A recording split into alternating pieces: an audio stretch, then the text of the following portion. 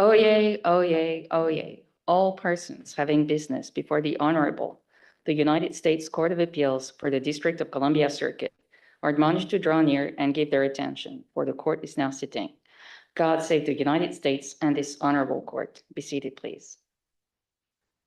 Case number 22-5124, Ghulam Ali, appellant, versus Michael Reagan, administrator, U.S. Environmental Protection Agency. Mr. Volchok, amicus curiae for the appellant, Mr. Walker for the appellate.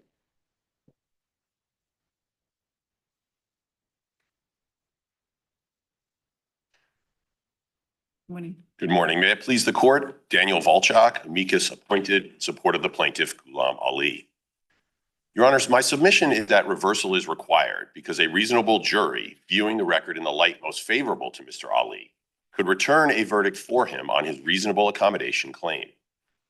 For example, a jury could find that EPA failed to provide a reasonable accommodation, find that the remote work accommodation EPA offered was not reasonable. It wasn't reasonable, a jury could find, both because it would have isolated Mr. Ali, segregating him from his colleagues and the workplace, and because it would have exposed him to significant health risks, a severe allergic reaction to emissions from his home printer. Now, EPA's principal response is that the agency did not know at the time about the printer issue because Mr. Ali did not explain it. But he did, or at least a reasonable jury could find that he did, crediting evidence in the record about a contemporaneous explanation. That's sealed JA page 50, JA page 89, JA page 236. Now, the court doesn't need to go any further to reject this argument about ignorance of the printer issue, but a jury alternatively could find that if EPA didn't know about the issue, that was the agency's fault, that the agency specifically told Mr. Ali to respond to its offer of full-time remote work without an explanation, with simply a quote, yes or no. That's JA, again, page 89, and JA, page 171. Does your argument about whether EPA should have followed up turn at all on the fact that, well, their notice to Mr. Ali said that we will talk with you before we take to work on a reasonable accommodation, they in fact never talked to him and just issued this work at home accommodation? So that is a key part of our argument, Judge Millett, that EPA had the same obligation under cases like Ward versus McDonald that Mr. Ali did to try to move the process forward. And they didn't. In fact, they repeatedly obstructed the process, right? He sent email after email trying to resume the discussions with EPA about his request for reasonable accommodation. Right. I'm talking about even the starting point, right? Their starting point was they asked for information about his disability and he followed up and they found that satisfactory. Correct. Unlike Ward, they found it satisfactory. And then issued a notice saying, we find you have a disability. We will talk with you and then we will work on a reasonable accommodation. We have discretion in the final decision. But in that, I don't know whether it's the same minute, within an hour or so, they issued work at home. That's a reasonable accommodation, at least as best I can tell from the record, without having actually ever done what they said they would do, is talk with you about what accommodations will work. They simply dropped this accommodation proposal on him without any of that dialogue. That's correct. There's no indication. Did they even start an interactive process? There's no, well, their position is that the interactive process, and I think this part is actually right, the interactive process includes exchanges of information between employer and employee about the nature of the disability. So when they were asking him to follow up with additional medical evidence, I think that is fairly viewed as part of the interactive process. But on the what accommodation's going to work, it seems like they didn't, having said they were going to talk with him, didn't. Just announced, here's your accommodation. That's absolutely right, Judge Millett. And that is a reason that a reasonable jury, viewing the evidence in the light most favorable to Mr. Ali, could return a verdict for him. That is bad faith participation. They didn't actually have any sorts of back and forth with him. Now, they have an argument that you can't be held liable just for bad faith participation if the accommodation is otherwise reasonable. I think that's wrong, both on the law and on the facts here. It's wrong because it would encourage agencies to do exactly what happened here, which is to take sort of a my way or the highway approach rather than having the... All these events occurred in 2012, is that right? late 2011 through early 2013, Judge Randolph, but the offer of the accommodation was in June 2012. So what happened after he declined the option of working at home? So his position, if I can, I want to go directly to your question, Judge Randolph, but just a threshold response. He objected to work at home, but EPA jumped to the conclusion, in our view, that that was a definitive rejection without telling him that they were jumping to their view. But whether it was... He was just bluffing, is that all? No, I think he was expressing objection, but He said that's not an option. he said, I have thought about this. Unclear about that. I don't think all right, so I don't want to get hung up on this, Judge Randolph, because I don't think it matters whether or not it was a definitive rejection, but I think it's viewing the light in this posture, viewing the light in the record was favorable to Mr. Ali. So my question is, from 2012 on, he rejected the offer to work at home, and he rejected the idea that he could work from a cubicle in the office building, right? So the district court disagreed that he actually rejected that accommodation, and now EPA has flipped to telling. What happened to him? Sure. So through late 2012 and into 2013, he continued to try to continue the discussion with EPA about a reasonable accommodation. But in terms of on the ground, the record shows that he was essentially trying to make things work. He was going from cubicle to cubicle, trying to find one where his allergies would not be triggered. And EPA, as part of its argument that it offered a reasonable accommodation in the cubicle, points to JA 72, where Mr. Ali testifies to the EEO, I found a cubicle that became my cubicle. EPA cites that. You go 2 or 3 paragraphs later in the same testimony, JA 73, and he says, but actually, even that cubicle didn't work because there was someone there with perfume. But he's bouncing around and trying to make things work. Ultimately, Judge Randolph, in I think it's 2014, but much later, EPA does give him a private office, and he has had a private office since then. Now, I do want to get back to the point. Your case rests on the actions in 2012, right? 2011 through, well, 2012 and 2013. You're not seeking an injunction, are you? No, so to be clear, Your Honors, I don't represent Mr. Ali. I'm amicus appointed by the court, but his complaint asks for retroactive promotions and pay damages for emotional suffering. He does not request any sort of injunction, no. But I do want to get back to the point that if EPA didn't know about the printer issue, that's only because, as I was alluding to, it spent months and months ignoring his efforts to continue the discussion after his initial objection/rejection of the remote work offer, and EPA obstructed it. Now, it cannot, this may be the most important thing I say this morning, Your What was Honors. the basis that he said he couldn't work at home? Because he has a severe allergic reaction to certain organic compounds, certain allergens. That was the disability that EPA formally recognized. And emissions from his printer would trigger the allergy. Why does he have to have a printer? So there is, first of all, there's testimony that EPA says that, and it's brief at one point. It says there's no evidence in the record that he needed to print as part of his job. There is, I'll identify in just a moment, but I would submit you don't even need it. It is a reasonable inference, and thus has to be drawn in this posture in Mr. Ali's favor, that an economist working at the Environmental Protection Agency will need to print, but in any event. He can print remotely. And then have somebody email the thing. So you're Judge Randolph, and EPA is speculating. The doctor, at least the part of it that it's not under seal, never mentioned printer emissions. EPA's own formal determination of the disability is broad and says that the allergy extends to a wide range of compounds, and EPA has not argued in this court. But nobody in this record other than him has said that the printer emissions cause a reaction, have they? Well, if that's true, Judge Randolph, that's enough. We're at summary judgment and it was granted against him. So he has testified repeatedly, yes, that causes, that triggers allergy. The medical evidence is consistent with that. And even EPA, I want to be clear, Your Honors, is not arguing here on appeal that that is a reason to affirm. If I can just make maybe the most important point I would make this morning is that it cannot be the law that an agency can willfully blind itself to information that would render its accommodation unreasonable and then insist in court that the accommodation must be deemed reasonable precisely because of that ignorance. That would give agencies all sorts of incentives to do exactly what EPA did here, which is to pre-termit the interactive process and thereby cut off the flow of information when the very purpose of the interactive process is to allow for information flow so that appropriate accommodations will be identified. The bottom line is EPA's position will mean fewer reasonable accommodations being identified for disabled employees. Let me just probe a little bit, your position on the relationship between the interactive process and the reasonable accommodation.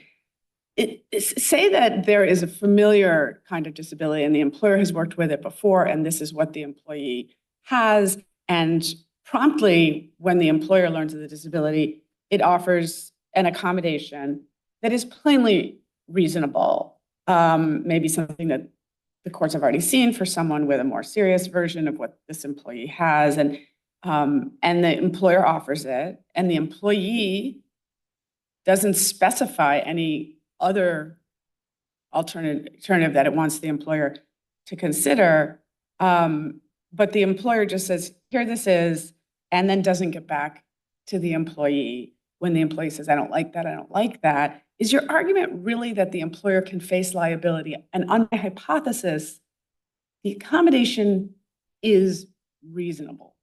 Okay, on your hypothesis, if it's reasonable, then no, the employer can't face liability for failing to offer a reasonable accommodation. Now, I have proposed an independent grant, right? But I do want to be clear, Judge Pillard, that I believe summary judgment has to be reversed independent of that separate argument about EPA participating in bad faith in the interactive process. Obviously, failure to provide a reasonable accommodation is by itself a ground for liability. And because of what I've articulated, a reasonable jury could find here that a reasonable accommodation was not offered. But Judge Pillard, on your hypothetical and on the ground of bad faith liability, I agree on your circumstances, it would be a stronger case for the employer because this is very fact specific, of course, both aspects of liability, and a jury could find in the circumstances you described that it really was on the employee. I'm just not sure that I'm following your answer. Your answer was cabined. You said that they can't be liable for failure to offer a reasonable accommodation. But my question really is, could they nonetheless, in that circumstance, be liable for failure to continue the back and forth? And my submission is, in theory, yes. Now, given you the hypothetical, because there is not this clear dichotomy between process and substance, that is between the interactive process and the substantive reasonableness of the accommodations. And this case illustrates why, when you've got an agency that is cutting off communication and sort of a first offer and then we're done, right? The agency is putting itself in a position where it's not going to hear information that could show its accommodation to be unreasonable. Take this case, if EPA had continued the discussions with Mr. Ali, taken him up on any of his 6, 7 offers to talk further, they could have said, why did you object? He could have said the printer issue, again, assuming they didn't already know. And then further discussions could have been had about ways to deal with that. Perhaps, as Judge Randolph was suggesting, remote printing or various other, but EPA can't rely on speculation about those possibilities here when they didn't continue the conversation. They can't get summary judgment on that. His printer, this is a printer he owns at home. It's not clear in the record, Judge Pillard, whether he even had a printer at home, but it doesn't matter. The point is, as long as you— It does a little bit. If he has a printer at home that he purchased and that he uses for personal use, it here's why makes it a pretty tough inference that he couldn't work with that around. Well, here's why I think it's not necessarily that tough, Judge Pillard, although, again, it's not clear in the record whether he has a printer at home, and given the posture, I think we have to assume he doesn't. But he testified, it's talking about JA 89, to the point that, look, the allergy is triggered by the emissions the printer gives off when it prints. In a few minutes, those emissions dissipate. He can go pick up stuff from a printer. And the emissions will dissipate more quickly when the printer is in a wide open space, as you might imagine. And again, JA 89, he talked about this. The printer sitting in a big hallway in a government building, as compared to it sitting in a small enclosed area like a private home. In that circumstance, it might be an hour until he could go pick something up. 5 minutes may not cause a problem as far as ability to do work, a 5-minute delay between printing and picking something up, but an hour. Was the printer his only objection to working at home? No, he has raised additional objections about his spouse. And again, all of this goes to, it's not all that developed in the record, but you can imagine, for example, we know from the COVID era, for example, that domestic violence went up quite a bit. Now, it is not an employer's obligation, obviously, to prevent domestic violence in the home, but it brings home the point that for a lot of people, working at home is not safe. And again, all of this could have come out, or Not whatever. safe because your wife may attack you, is that your point? Or a spouse. I mean, we're talking in this particular case, Judge Randolph, about a male employee with a female spouse, the record indicates, but of course it can be flipped. I don't want to get. Did he work at home during the COVID shutdown? Well, COVID is much after the record. I don't know the answer to that question, Judge Randolph, because COVID is much after the record closes. We're talking about all of these events are, as we discussed, 2011 to 2013. Now, he did work at home at EPA's direction in 2007 because of an allergic reaction that he suffered. He testified that he was barely, JA 174 to 175, barely able to get his work done precisely because he did not have a lot of work at that time, as I do nowadays. That's the end quote. And he was ridiculed by other employees. Um, He was ridiculed by other employees for working at home. I candidly don't remember that, Judge Millett, but I certainly take your representation that that is the case. Your Honors, there's much more I could say. I'm well over my time. I'm happy to proceed or sit as the court prefers. Your brief rested more substantially than your argument today on the notion that it's one thing to grant an employee who wants it a work at home as an accommodation, and it's very different to require it where the employee is against it. There is a question whether he communicated, the record suggests that he did communicate to the employer that he had this ink printer problem with working at home. But putting that aside, if he hadn't made any specific objection to working at home other than I don't want to work at home, in your view, is that sufficient, and why? It is sufficient. I don't mean to run away from this at all compared to my briefs, Judge Pillard. I do want to say now you have to put aside, to put aside the printer issue, you have to put aside not only the evidence that he told EPA at the time, but also the evidence that they told him not to explain, and the evidence that they didn't know if they didn't, only because of them ignoring him for a protracted period of time. But Judge Pillard, with that long windup, yes, it would be sufficient. As I said at the outset, the other consequence is isolation and segregation of Mr. Ali. EPA doesn't claim that it was unaware at the time of that consequence. Of course, it was aware. It's inherent in the accommodation, and it undermines the reasonableness of the accommodation for a couple of reasons, right? We know that a driving factor behind the enactment of the Rehabilitation Act and of the ADA was to promote the integration of disabled employees into society and into the workplace, 29 USC Section 701. EPA's accommodation would undermine integration. We also know the regulations provide that an even milder form of isolation and segregation than that EPA offered here is prohibited, right? The guidance to the regulation says employers cannot segregate in the workplace. You can't put all your disabled employees in one office or one floor and you're non-disabled. Even more mild form of isolation and segregation, and that's not permitted. The regulations also define reasonable accommodation in part as a modification or an adjustment that would allow the disabled employee to enjoy all of the privileges and benefits, the same privileges and benefits that non-disabled employees do. One of those privileges and benefits is in-person interaction. EPA's accommodation would deny that. And Your Honors, it is going to be the case very often that employers will have a strong incentive to respond to an accommodation request by simply telling the employee to go work from home, because all manner of accommodations impose some costs on the employer, installing wheelchair ramps, installing elevators for people in wheelchairs. And it will simply be easier for employers most of the time. And of course, we're talking about a federal employer here, but it's going to apply in the ADA context as well. It will simply be easier for the employer not to incur those costs, not to build those wheelchair ramps or install those elevators, and just force the employer, all of their disabled employees, most of them, a large percentage, to work from home.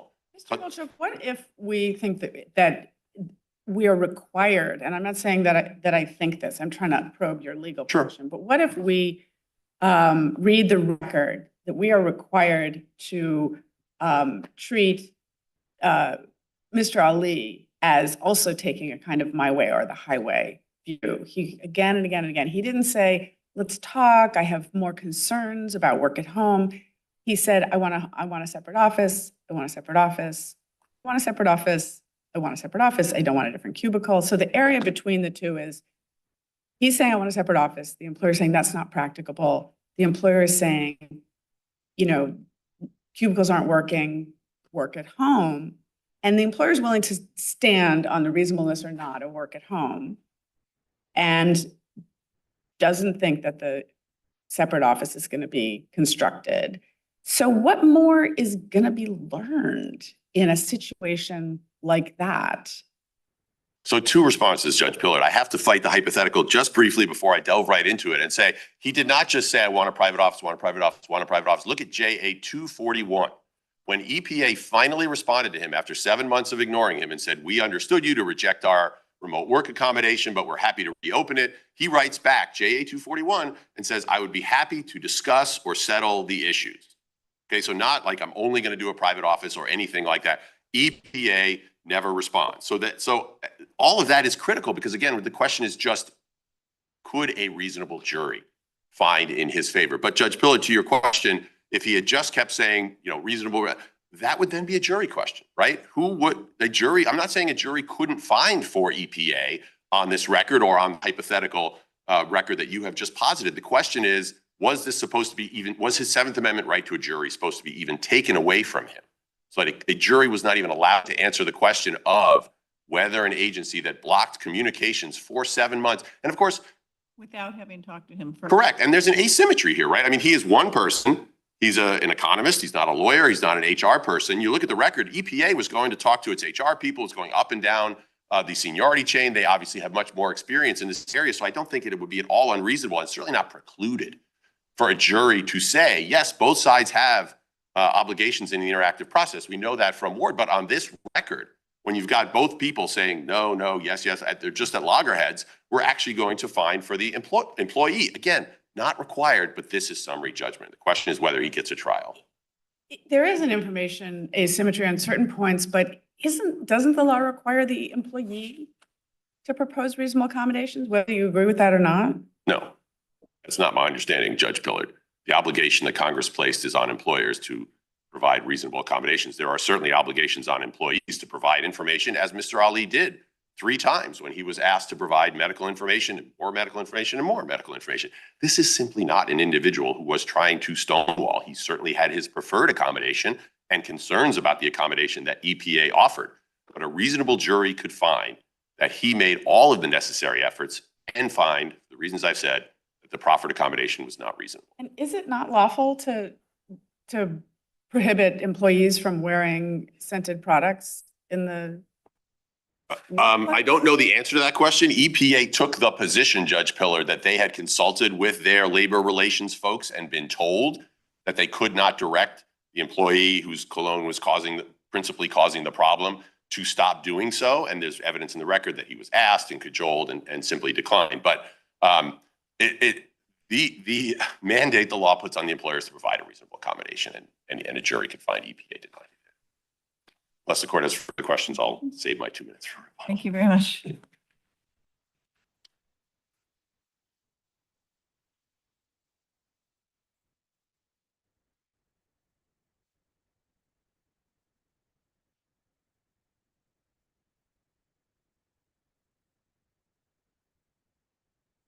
Good morning. May it please the court. Johnny Walker for the administrator of the EPA.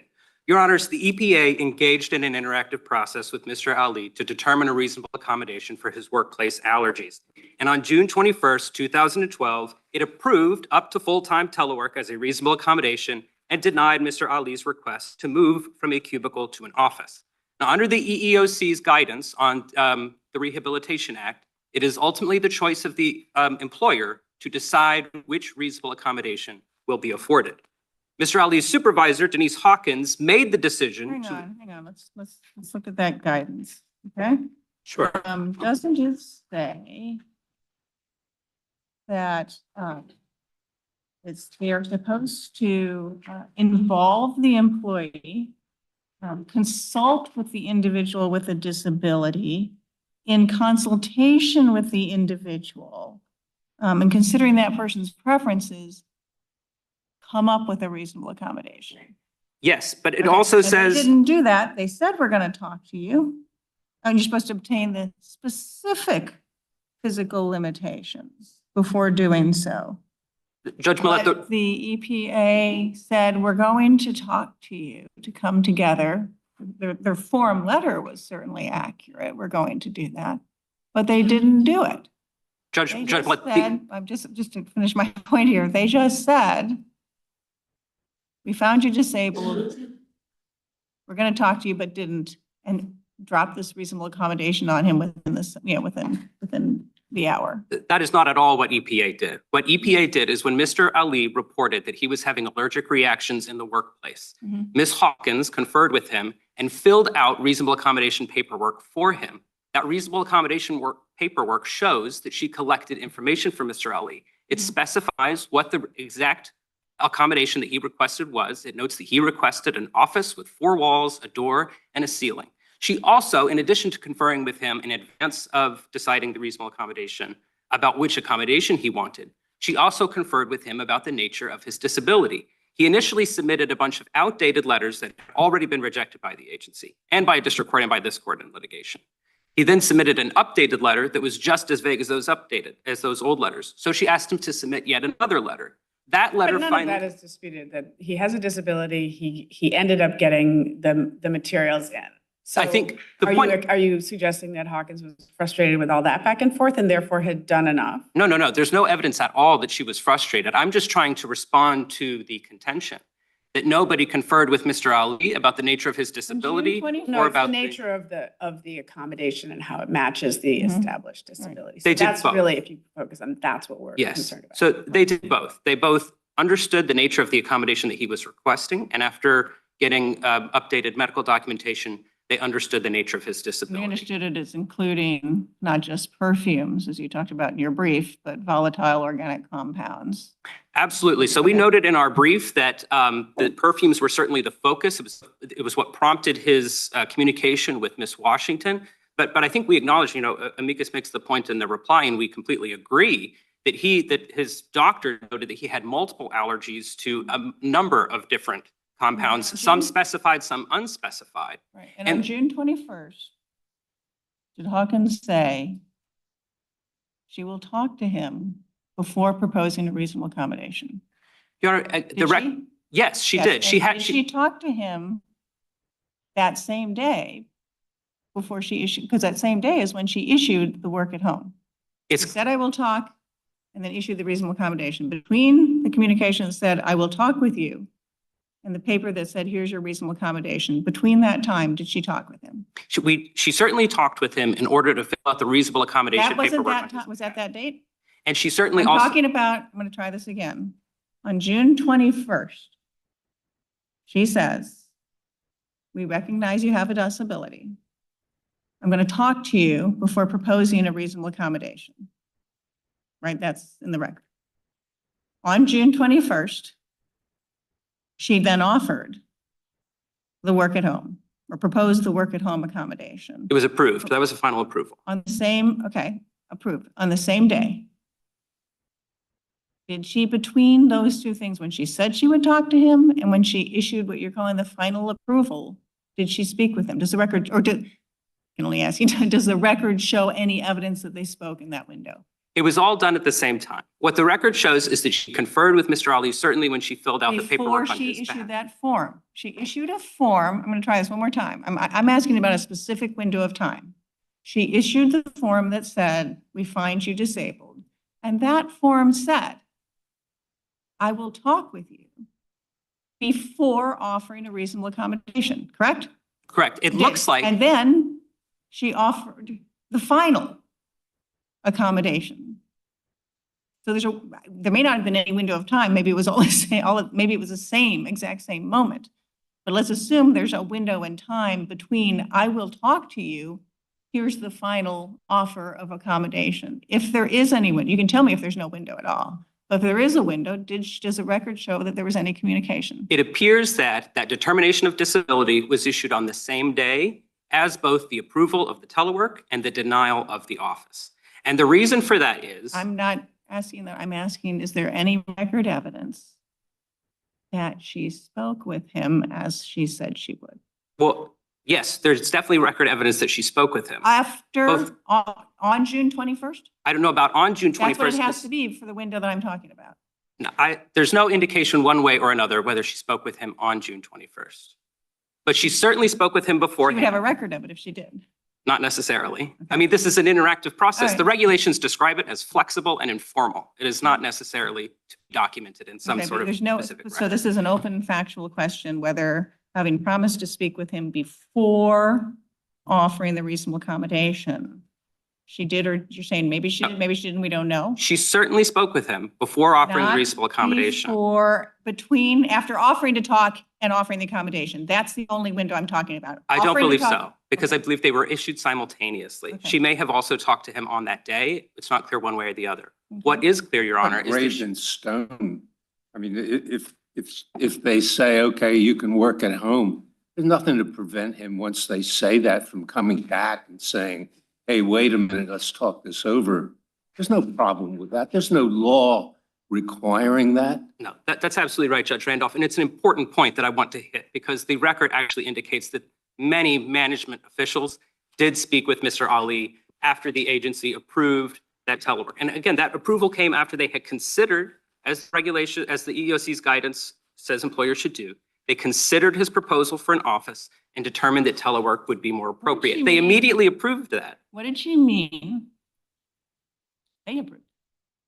What did she mean when she said on June 21st, in finding the disability, quote, at this time, I would like to meet with you to explore and discuss? What did she mean? I think it means that At this it refers to time, what I the would like to interactive meet process. with you. Your Honor, I want to be clear that there was discussions with him beforehand. They had already considered his proposed accommodation. And I want to be clear that there were also discussions So with she him didn't mean that? afterwards. Did she mean it or did she not mean it? She did speak with him. I don't think there was No, any did she mean when reason. she said at this time? That time was June 21st. She certainly, Before offering a reasonable accommodation, I would like to speak with you to explore, and discuss. Your Honor, at that point, there was no reason to delay. Mr. Ali has She didn't complained. mean it when she said. She absolutely meant it, and she did speak with him. Mr. Ali has Excuse me, been Did she complaining. speak with him on June 21st? As I said, the record No, doesn't no, no. indicate Sorry. one way or the other. Okay. All right. But she said on June 21st, before the accommodation, let alone the proposal, let alone the final, I would like to meet with you to explore and discuss. She already knew at that point about his request for an office. She also knew that for 4 years, he had worked perfectly fine in a cubicle until EPA decided to take this person who had so much cologne, he was making people nauseous, setting off asthma, and put them right next to the guy who has severe allergies. All right. He's looking for other cubicles. Yes, he asked for a private office. He probably thought that would be the safest thing for him, but he tried other cubicles. He tried talking to the guy. He was trying a lot of other, and he was emailing nonstop.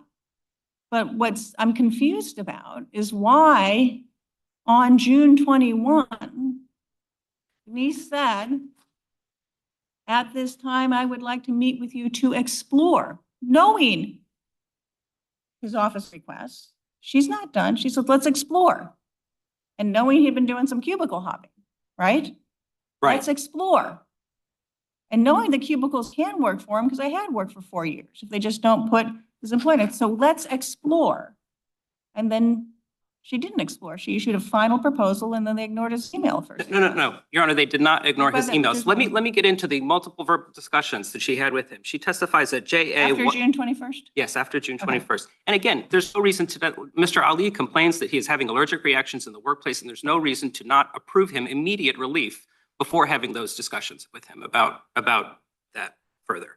But at that point, there's no indication that that was not a reasonable accommodation. But even still, the agency does speak with him further. Denise Hawkins at JA 105, this is on page 185 of her EEOC hearing testimony, says that she had several verbal conversations with Mr. Ali, where she said that the agency will provide Mr. Ali with whatever he needs to work for home. It will purchase office equipment for him, and that it can be a fully flexible arrangement. He can come into the office as much as he wants, and he can work his home as much as he needs for his health. He can't And this come is to an the important office point. if his cubicle is where he's going to have to work is next to this guy with so much perfume, he's making multiple employees sick. This is an important point because, well, I mean, Your Honor, if he cannot be in any cubicle in the office, Well, we know he can be he was in a cubicle for 4 years. but then he And says he he asked them can't. to move this person. He asked them to ask this person not to wear cologne, and they said, you move. And the information from his doctor says that he is allergic to multiple things Yes. in but the he did- workplace, is and it his symptoms are true worse. or false that he worked successfully for 4 years in a cubicle? It's true. It's also Before true this that guy he, showed up. That's true. It's also true that he worked for 6 months successfully on telework in 2007. Not, it is not. It is very much a disputed fact because he says he was ridiculed by other employees for having worked at home. He says that he was ridiculed by other employees for having worked at home, that he's concerned about the fumes within his house. If he has to do whatever volume of printing, we don't know, disputed fact, at his house. Maybe it's no printing. You win. Maybe it's a lot of printing. That's an issue. He's concerned about it. So I don't think that's fair to say at all. And he says there are all kinds of litigation and stuff. They let me work at home and then they told me to get back. So it was very unsettling for him when it happened for that 6 months before. Your Honor, there's no admissible evidence that he brought that to the attention. He brought a home printing to the attention of his employer during the interactive There process. is actually. There's the evidence. OCR report. Well, he testified that he told the management contemporaneously. I mean, a jury might disbelieve it, but that's not evidence that we can make a finding about. At summary judgment, that could be reduced to admissible evidence. You do refer to admissible evidence in your brief, but a party's testimony about what he said could, just as Ms. Hawkins' testimony about what she had in unrecorded conversations. But at this posture, no. No, I think all that is correct, Your Honor, but I think that he testified in his deposition that was an issue. I don't believe he testified in the deposition that he conveyed that to management. What amicus refers to say that he conveyed it to management is notes from an EEO counselor in the OCR report. But I believe he did say them in the OCR report that he had told them. He did say that in the OCR report, absolutely. But the problem with that is it's not only, the OCR report is not only hearsay, it's hearsay within hearsay. And so while the OCR report may be converted to admissible evidence, the hearsay within it could not be converted to admissible evidence. Well, he's a party and he said something that, if it is true, creates a material issue. Understood, but even getting past that, what he says in the OCR report is if he had to print something at home, it would exacerbate his allergies. He doesn't say that he would actually have to print something at home. Where's the evidence in the record on that question of whether he'd have to print or not at home? The evidence is that he would not, because as I said, That evidence? the accommodation that was afforded to him was that he could come into the office and use it as much as he pleased and work from home as much as he He needed. says, I can't, I mean, That's at the whole premise of offering this work at home thing was that there's nothing we can do to accommodate you here in the office. well, Nothing we can do because you're allergic to so many things. So the only thing we think is reasonable is for you to go work at home. That is the entire premise of their offer, as I understand it. And so then to say, well, if you need to print, you'll have to come into that office that we sent you home for because you can't function in the office. Yeah, I think I don't think there's any, the employer didn't determine that he can't be in the office at all. The employer certainly The employer might have accepted. talked to him, but if you talked to him, might have gotten some more information. The employer certainly accepted the medical information after repeat follow-ups from his medical provider, that he was allergic to Does multiple EEO guidance things. say that just following the medical report is sufficient, or does the EEO guidance sufficient talking directly about specific, not just the general and not just the medical information, specific needs of the individual? The guidance says that it should learn the needs of the individual, which it did through repeated follow-ups for medical Okay, they should documentation. talk with the employee. But it also says the ultimate discretion to choose between effective accommodations rests with the employer. That's not exactly what it is. That is a quote on page 424. Want to read the whole thing? It's 29 CFR. This is the appendix to part 1630 on page 424 of the 2003 edition. It says, if more than one accommodation will enable the individual to perform the essential functions, or if the individual would prefer to provide his or her own accommodation, the preference of the individual with a disability should be given primary consideration. However, the employer providing the accommodation has the ultimate discretion to choose between effective accommodations. Exactly. Okay.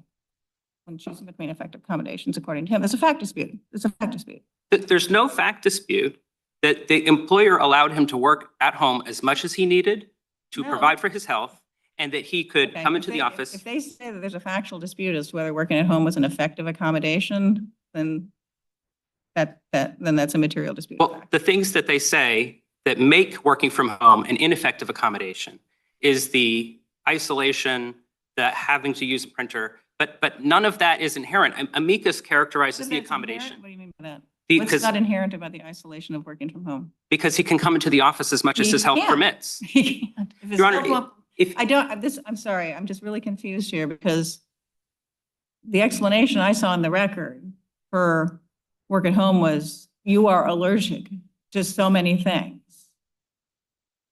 that it just doesn't seem like you're going to be able to work here. And we can't do private office. We don't have one for you. Maybe other sections do, but we don't have one for you. So it's not going to work for you. There's nothing we can do for you here in the building, work from home. And then to say that was an effective accommodation because he would have to come in to do things. I mean, if he can come in to do some work, how are they going to accommodate him while he's in there to do this flex work? What Your Honor, if accommodation he- will they offer then? if he cannot even be in the office for an hour to use the printer or be in a common area, then the enclosed office would not be an effective accommodation what- because again, he would we know have to that- be in the common areas in order to do that So we know that he can in fact function in this office because he did for 4 years. on a limited basis, yes. For 4 years, that's a pretty long time. I wouldn't call that a limited basis. Well, but I mean, what he testifies is that by the time he requests the accommodation, is his doctor is saying he has multiple allergies that are exacerbated by work, and he says that he cannot even be in a cubicle that is in a high traffic area because the possibility of an individual with perfume simply passing by him will exacerbate his allergies. And that's the information that the agency is working on here. But the fact that he, But, right, I mean, the agency can say, we're going to take the position that that is a reasonable accommodation and stand on that, and it didn't. Yeah, I find the study about the workplace air quality a little bit frustrating because the agency uses it to say, even if you had your own office, that wouldn't resolve the situation because the air quality is the same in and out. I don't know about you, but I've worked in offices with people in open cubicles and fragrances versus a closed office. And actually, I mean, I trust the record is what the record is, but apparently that was done on a day when there weren't the person who was mainly causing the problem wasn't present. And I'm just not sure what to make of that because this record is what it is. I think it doesn't necessarily say something to him being directly proximate to someone with the perfumes, but I mean, he's saying that he can't be in a cubicle anywhere within anywhere within that environment. And he's also saying that there are workplace allergies other than perfumes and colognes that exacerbate his allergies. Right, So exactly. I think that the air quality test does speak to those. Were they testing, is that air quality test for his allergens? It did. It tested for volatile organic compounds and it also tested for fungal matter. And it found actually elevated fungal matter in the cubicle area. Not really, Your Honor. Yeah. What the report says is that the proper comparison is not between the two areas that are tested. The proper comparison is the indoor readings with the outdoor readings. So you had a 110 colony producing units per square meter at the cubicle, and you had 210 in the office. That compares, I'm sorry, that's reversed. 210 at the cubicle and 110 in the office. That compares to 5,700 outdoors. And so what you have is both of those levels are extremely low. No, but if it's higher, that would include things like mold allergies. If it's higher, double in the cubicle than the office. that Your Honor, matters. The, Not for him to figure out how he gets to and from work. the scientists who Well, it sounds like this there's invest- disputed fact. there's no disputed fact at all there because there's no indication that 210 CFUs per square meter would be any different than 110 Is there any CFUs indication per it square would meter. not? Yes, the For person this- who, yes, the For this individual.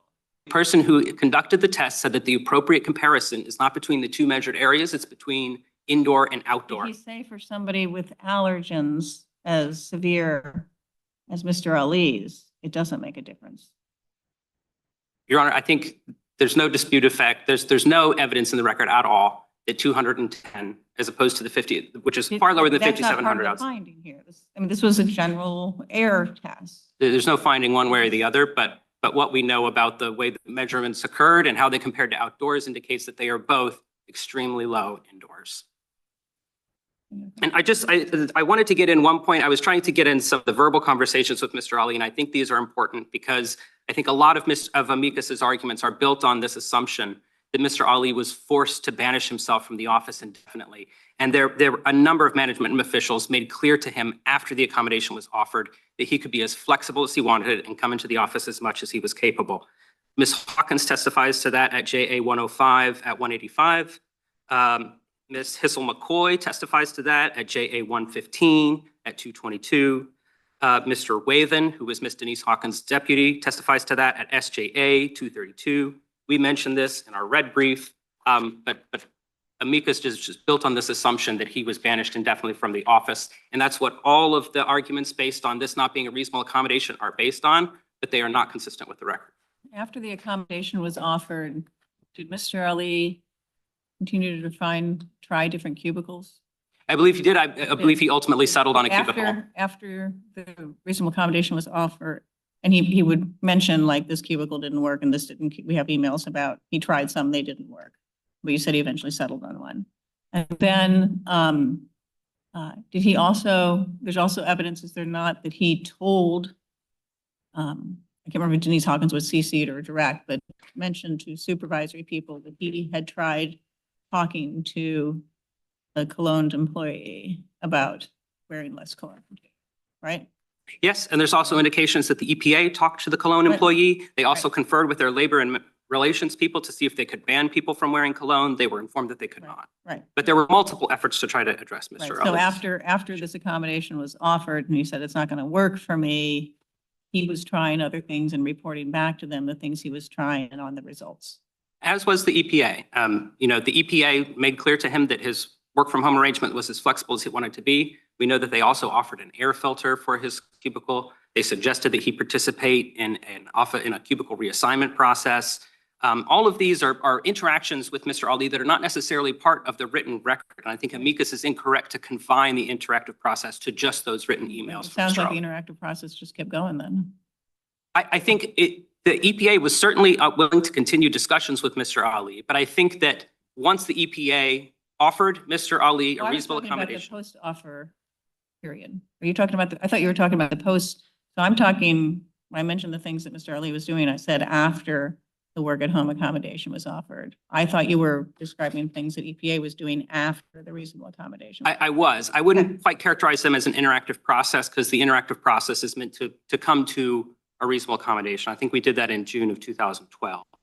But EPA was certainly But willing the to continue testimony talking. you had pointed to of Ms. Hawkins says that there were conversations back and forth between January and June of 2012 when she said that the offer was completely flexible.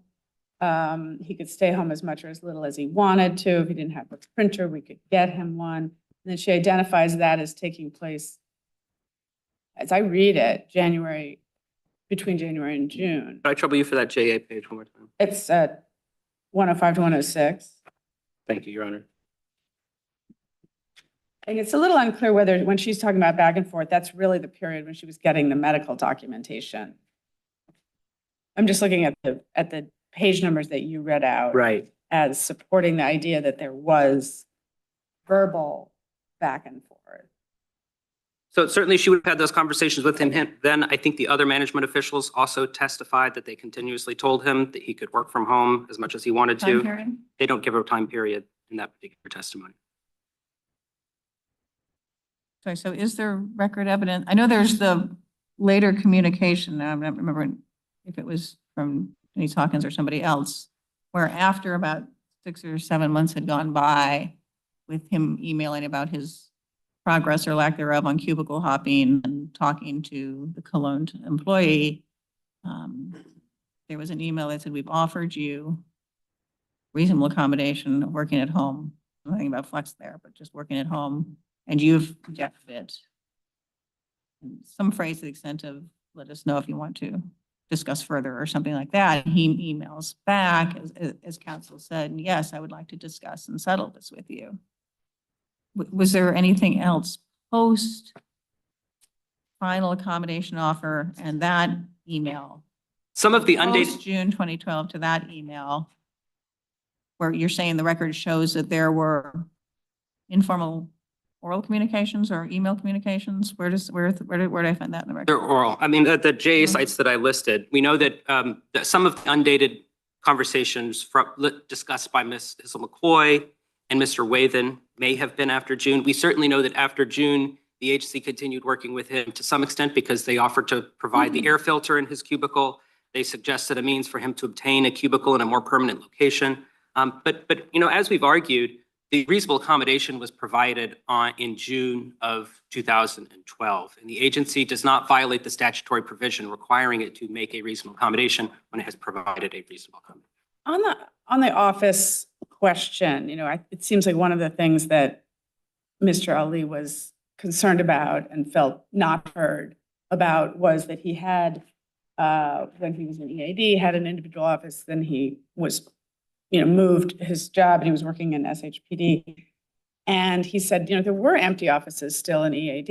It's the same agency. I understand it's a different, division or project within it. But he also, according to his observation, said there was a fellow who was given an office in EAD because the organization that she reported to didn't have space in it. So I guess the question is, accommodations sometimes involve organizations going out of their usual path to make something work.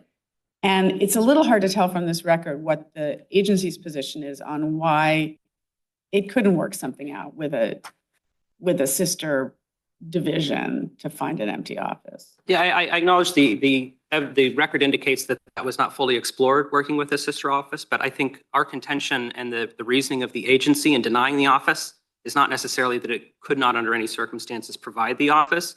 What Ms. Hawkins said was that she decided on telework other than the office, which again is the employer's determination to make, because given the medical documentation, Mr. Ali's complaints, that was going to be the most effective accommodation for him because it would permit him full control over his environment, and it would also prevent him from being exposed to common areas in the office, like the pantry and the restrooms and the hallways, where Mr. Ali might encounter someone wearing colognes or perfumes that would trigger his allergies.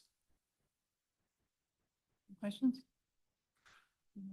Your position on if the accommodation that's offered is work from home, and this is in response to Amika's argument about work from home that the accommodated employee seeks versus work from home that the accommodated employee affirmatively does not.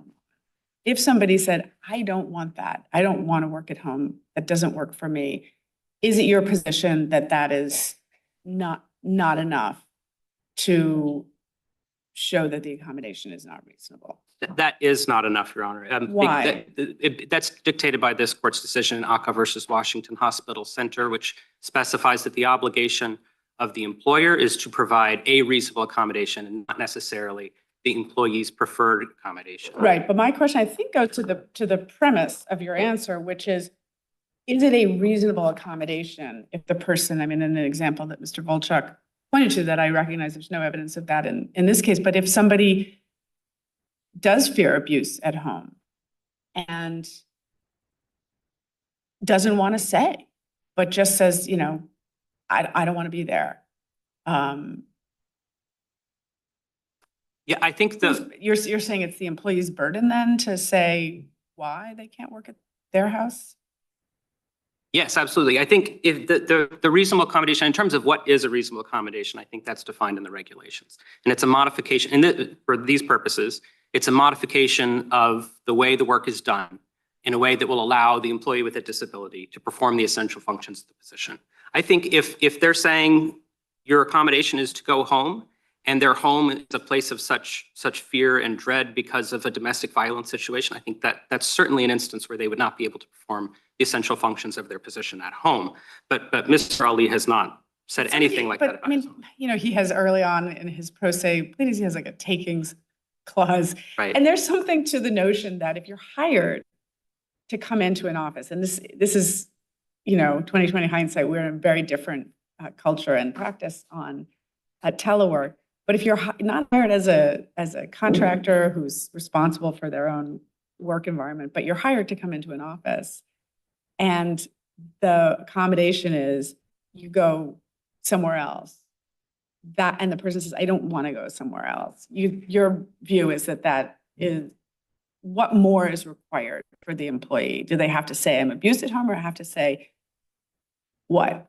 I think they would have to demonstrate that is not an accommodation. That's not a modification that would allow them to perform the essential functions of their position. And being in fear of a Domestic abuser would certainly be that kind of situation. And if they said, well, my spouse and I do better when we have time away from each other, it's one of the reasons I'm continuing to work. My spouse likes to read quietly and sometimes have friends over for lunch. Would that make it not a reasonable accommodation? I think so. I think that falls into the realm of a preference, an employee preference, which as ACA says that if the employer offers an accommodation, a reasonable accommodation, even if it's not the employee's preferred accommodation. You said, I think so, but your explanation makes me think that you meant to say, I think not. Oh, yes, I think not. If it's simply that my wife and I prefer to have some time apart, that would not make the accommodation unreasonable. That's correct. That would be in terms of just an employee preference, which as ACA says, it's not about employee preference. It's about whether or not it meets the definition of a reasonable accommodation, which is that it is a modification that permits the employee to perform their essential functions. Okay. All right. Thank you very much, Councilman. Thank you, Your Honors. Please affirm.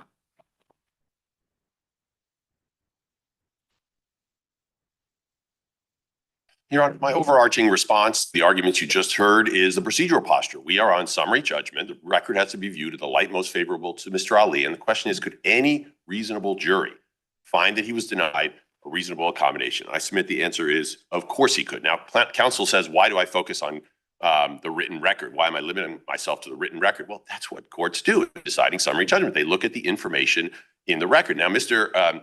Counsel for EPA says there were oral conversations and Mr. Ali was offered a more flexible arrangement when he could come in when he wanted. First of all, the conversations he's talking about, as I think Judge Pillard was discussing with him, they're all undated. So they might have occurred prior to the issuance of the reasonable accommodation offer. But in any event, the question is, could a jury, number one, find that that was not the offer, that the offer was 100% telework? And of course a jury could find that. First of all, JA 208, the formal offer that was made, says permission to work at home full-time, quote unquote.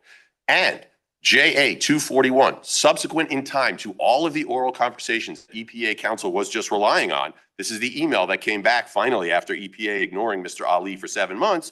EPA says, you have been offered a reasonable accommodation of 100% telework.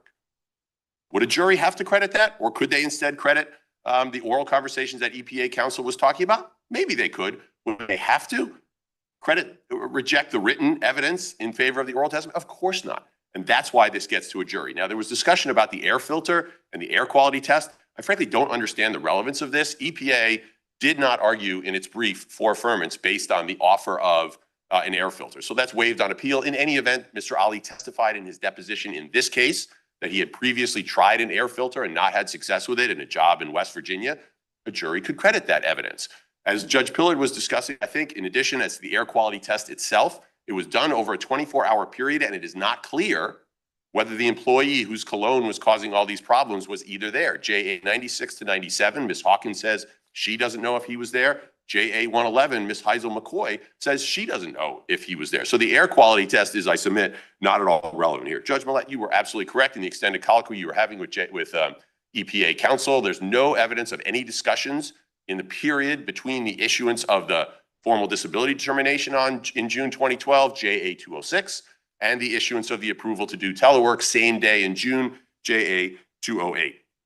It would not be hearsay for, yes, sir. Just interject, you had mentioned on the permission to work home full-time, 208, and then I thought you mentioned 248, but it's clearly not the right page. 241 is the email in March 2013 from Ms. Heisel McCoy to Mr. Ali in response, to the 7th email and the 6th they had ignored. But finally they say, Ali, you have been offered a reasonable accommodation of 100% telework. So this notion of there was an option to come in as much as he wanted, the jury didn't have to find that that offer was ever made, and a jury could find if it was made that it wasn't reasonable. The record shows that he lives, outside of Washington, D.C. The notion of coming in a couple of times a week or whenever he wants to. First of all, the whole premise of this, Judge Millett, as you were discussing with him, is that the office is at times, in many ways, not a safe place for him to be. But in any event, the notion of he could just get out of his segregation by traveling 10 miles a day, the consistency, whether that's a reasonable accommodation, all a question for the jury. How did he get into work? I'm sorry? How did he get into work? I'm not aware of information in the record about how he commuted to work, Judge Randolph. He didn't walk. I'm quite confident he did not walk. He had to take public transportation or private transportation. Yes. Right. Yeah. And the car fumes don't bother him? There's no evidence to that effect. Now, of course, you would, to the extent the court was willing to get into this, but and EPA is not arguing for affirmance based on that. You made a statement that the air quality test was not relevant. You didn't mean that, did you? I do not believe it is relevant to whether summary judgment should. What's your definition of relevancy? I would take it right out of the rules of evidence, tending to make a material. That makes a fact of consequence more likely with the evidence than without it. Correct. So how can that possibly be not relevant?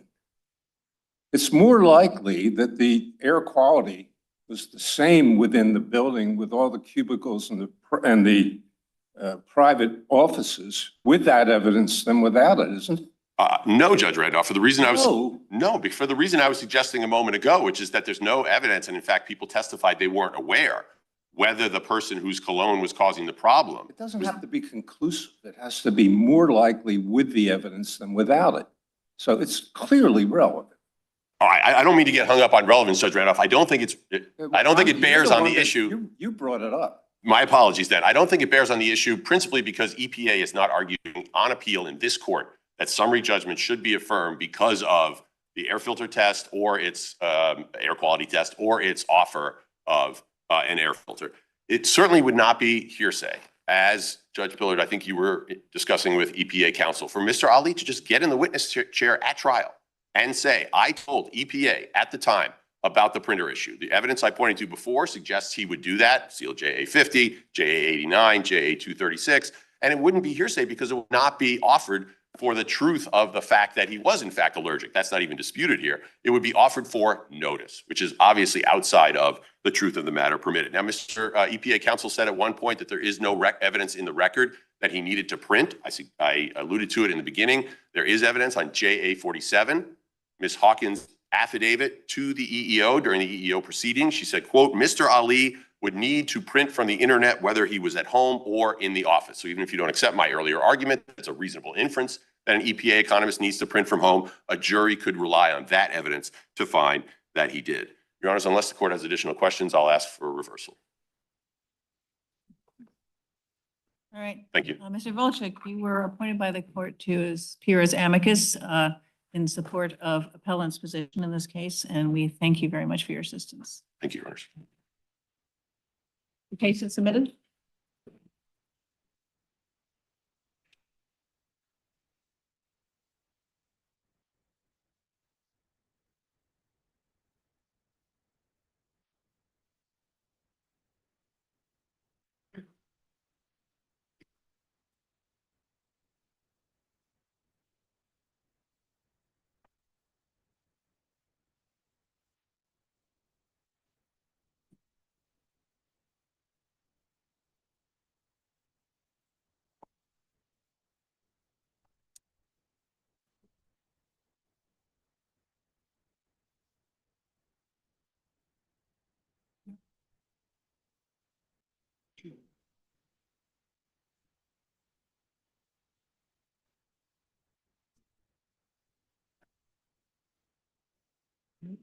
Case number 22-1056 et al. Electric Energy Inc. et al. Petitioners versus Environmental Protection Agency and Michael S. Reagan, Administrator, United States Environmental Protection Agency, and case number 23-1035 et al. Electric Energy Inc. et al. Petitioners versus Environmental Protection Agency and Michael S. Reagan, Administrator, United States Environmental Protection Agency. Mr. Jadair for the petitioners, legislative role issues. Ms. Van Belligen for the petitioners, Gavin Power specific issues. Mr. Mitchell for the respondents, Mr. Carney for the intervener, Sierra Club.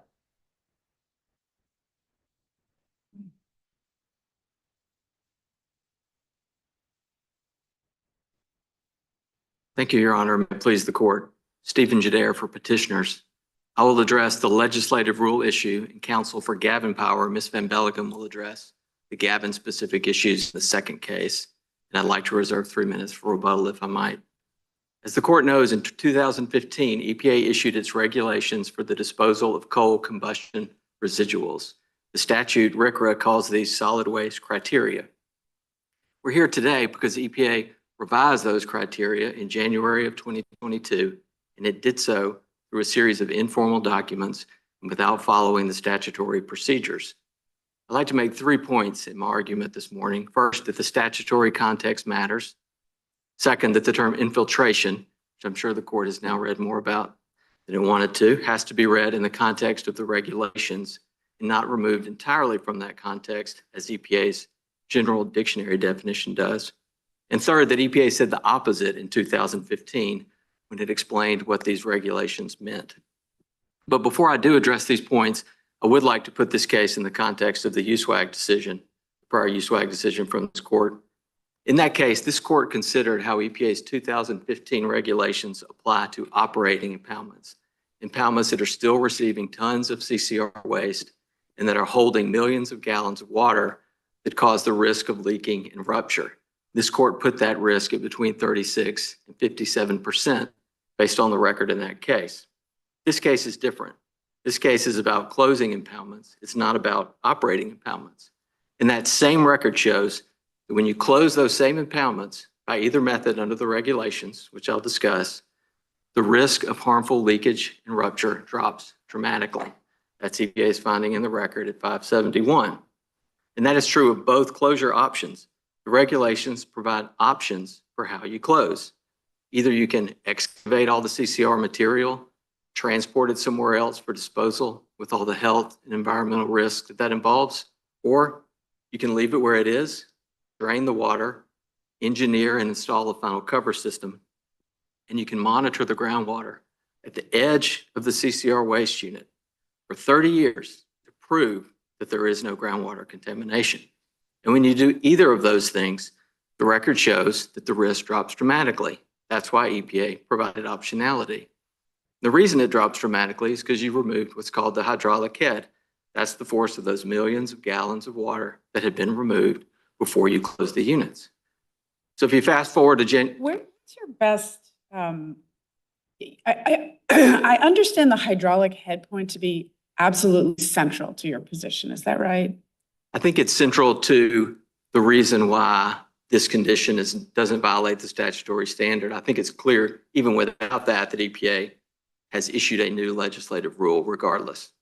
The latter, I'm not sure I follow, because the common sense view would be that if the concern about these impoundments is leakage, seepage, leaching, running of the toxins in the coal combustion residuals out and into drinking water or groundwater, whatever, the nature, people, that intuitively one would think that an unlined, which most of these are, or a clay-lined, an earthen-lined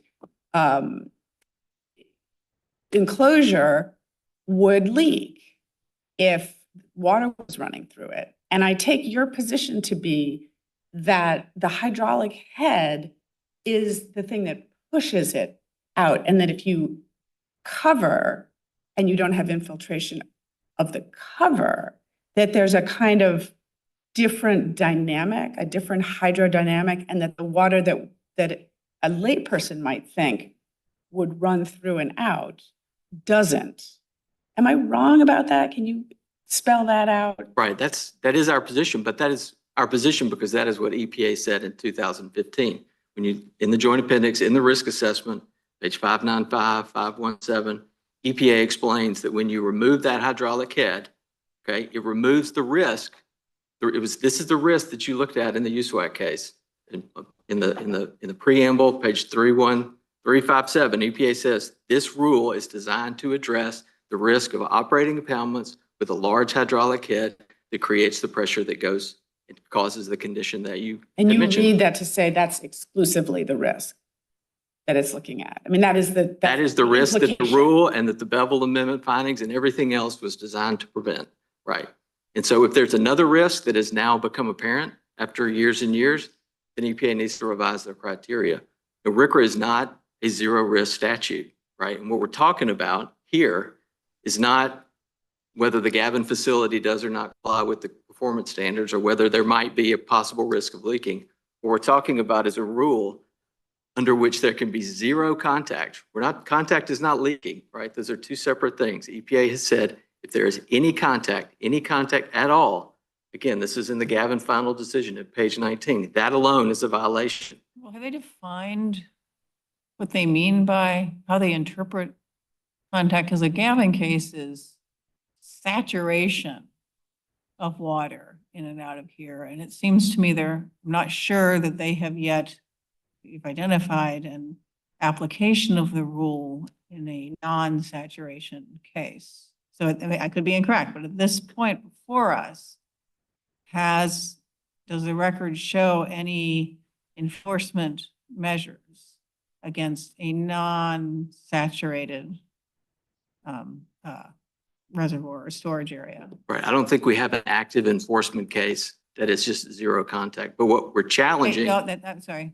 So we at least have the Gavin case. Okay, that was clear enforcement. And I didn't ask about zero contact. What I asked was, that was a case of serious saturation with water, correct? That's what the dispute in that case is, and that'll be Right. the dispute before the district court in that Right, case, Your Honor. so saturation is what they said they were relying on there, and that's why I was asking you, because I get your point of, contact. Right. Contact is one thing, saturation seems to be a very different thing. If we don't even yet know what they mean by contact, because they've elsewhere said that if there's contact, but you've got all the technologically, available sort of best scientific measures of technology there to prevent contamination, then contact's okay. Don't say we don't have a no contact. I don't think that's what they said, Your Honor. I Okay, think what that's what I they, understand, that they can tell me if I'm wrong. I- It's the question is, Right. in a case like Gavin, or maybe we just don't even know yet at this very early stage, how much contact is too much, but we've got a saturation case. And you're saying any contact at all, even if that contact has zero effect on water because the best storage technology and protections are in place. Is that the delta between you two at this point? On the Well- record before us? whether the Gavin unit does, whether it's 10%, 20%, 30%, whatever it is, those will be resolved in a site-specific situation. What we're challenging here, what is the new criteria, is the statement on, Specific decision in the Gavin case. You have it a is, decision and the district court will sort that out. as to Absolutely. saturation. Well, we That's already right. have an agency finding at least, right? That's right. What we're Can challenging I is, ask you a question of, you gave a description of what we're talking about here in this case, and it's not clear to me. Where does the water cut, the coal ash is put onto a sluice, they call but it? pipe, And then water is put in there so to drive it toward the pond, is that it? yes, Where sure. does the water come? Where does the water come from? Right. It could come from various sources at the plant. It could be other types of wastewater. It could be, I assume, water Is it- from another Is it pond. from a lake or a river, or is it groundwater or surface water? I'm not sure that it comes from the same place. That's a site-specific issue of where that makeup water would come from. So it's like running water. I mean, they have some source of running It's water. probably some other processed water or storm water at the facility in most cases. Because I know we've had a nuclear power plants. They have to be located near a large body of water because of the need for cooling. And I'm wondering, the reason I'm asking this is, I'm just wondering whether that means that your type of power plant that burns coal has to be located near a source of water, which would indicate the possibility of contamination. Right, well, it's not a 316A or 316B Clean Water Act type withdrawal that we're talking about, right? This is water that's some other kind of storm water, or whether or not how the plant cools its boiler would be another issue. Maybe it doesn't need a 316A thermal withdrawal. There is and the Gavin power plant there is a body of water nearby, isn't there? I believe there is, but I Ohio would River. defer to Gavin. Yeah, the Ohio Council River, on my that, colleagues. right. So, Mr. Gidi, I'm having a little bit of trouble reconciling the way you're reading the 2015 rule. Not surprisingly, that's what the case is about, and the way the EPA is. You refer to the infiltration as referring to infiltration through the cover. Yes, But as I read the rule, if we look at D1, Romanet 1, that's referring to closure performance standard in general. And then there's D3, which references the final cover system. Right. And the final cover system also talks about minimizing infiltration. But before we get to the cover system, we have the general closure performance standard that requires that the owner or operator ensure that infiltration of liquids into the waste and release of coal combustion residuals, leachate, or contaminated runoff is minimized or eliminated to the extent feasible. And I take your reading to be that that also is about the final cover. Right. Well, if you look at Romanet 4, the next one, for example, Your Honor, it mentions the unit, right? And so you can't infer Romanet first says minimize the need for further maintenance of the unit. Okay. So that's the reverse of what you just posited, right? So the government's argument is at the beginning of D1 means that all of these things apply to the unit. That's what their brief says. That's their argument. All of these things apply to the unit unless they say otherwise. But you can't infer that given the way that little Romanet 4 is Well, written, you can right? infer from its wording, I'm sorry to interrupt. You're not interrupting It me. says closure performance standard when leaving coal combustion residuals in place. 1, the owner or operator of a CRR unit must ensure that at a minimum, the unit is closed. Right. It In doesn't a manner say, that will control, minimize, or eliminate post-closure infiltration of liquids into the waste and releases of CCR, leachate, contaminated runoff. And then separately, there's a provision about the cover. right. A couple of points there, Your Honor. First of all, I don't think you can infer that all 5 of those apply to the unit from the introductory phrase. It just says that the unit has to be closed. You have to look at all 5 of those things on their own terms, right? So the question is, what does infiltration mean? What does it mean to minimize infiltration? Your Honor pointed to D3. That's a really good clue. That's the only other place where minimize infiltration is used in relation to the final cover system. Now, it doesn't say only, right? But to get to the only, you can back up to B1, 3, Romanet 3. B, That B, as in boy. B as in boy, 1, Romanet 3, tells me if I'm closing in place, what is it that I have to do to comply with D? All of D, not just D3, but also D1. What I have to do is design and install a final cover system. And then I have to make sure that that final cover system complies with D, all of So D. you're reading Romanet 3 to say that all you have to do I'm is saying closing that, in place I'm saying to have a that, good cover system. I'm saying that that's how you read infiltration. That is the context that we have to understand that. And that's what So to do that, EPA, you're saying that all you're required to do if closing in place is follow the cover system rules. Is that what I heard you say? not I may have D3. misunderstood No, you. I agree. That the whole of D is a cover system rule. Yes, that is the if I'm going to interpret I'm sorry, I infiltration, think I misheard. You're talking about D or B? D, but B B is as in evidence dog. of this. going back and forth. Okay, Sorry. I was looking at B. I when asked apologize, the Your Honor. question. No, So the no. question really is, what does it mean to minimize infiltration? Okay, the rule itself doesn't define infiltration, right? Granted. Kaiser says you go to the context, you go to the history. And I want to specifically address the whole D3, D1 issue, right? EPA says, well, if we're talking about infiltration in the cover, that's D3. D1 has to mean something You're talking different. about Arabic 3, final cover system versus closure performance standard. Yes, Your Honor. So EPA makes a big deal about those two and says, well, if it's covered under D, if your cover is addressed in D3, then D1 must mean something else. But that's not true. What EPA explained in the final rule, and what I think EPA conceded in its brief at page 37, was that the infiltration requirement was added to address comments about the final cover system. Because if you install a final cover system, there could be extreme circumstances, and the rule talks about this, desiccation or settlement, where even if it's designed according to the specific procedures under D3, right, then you could have an issue that you have to address anyway. And it's those extreme conditions that you have to take account of in D1.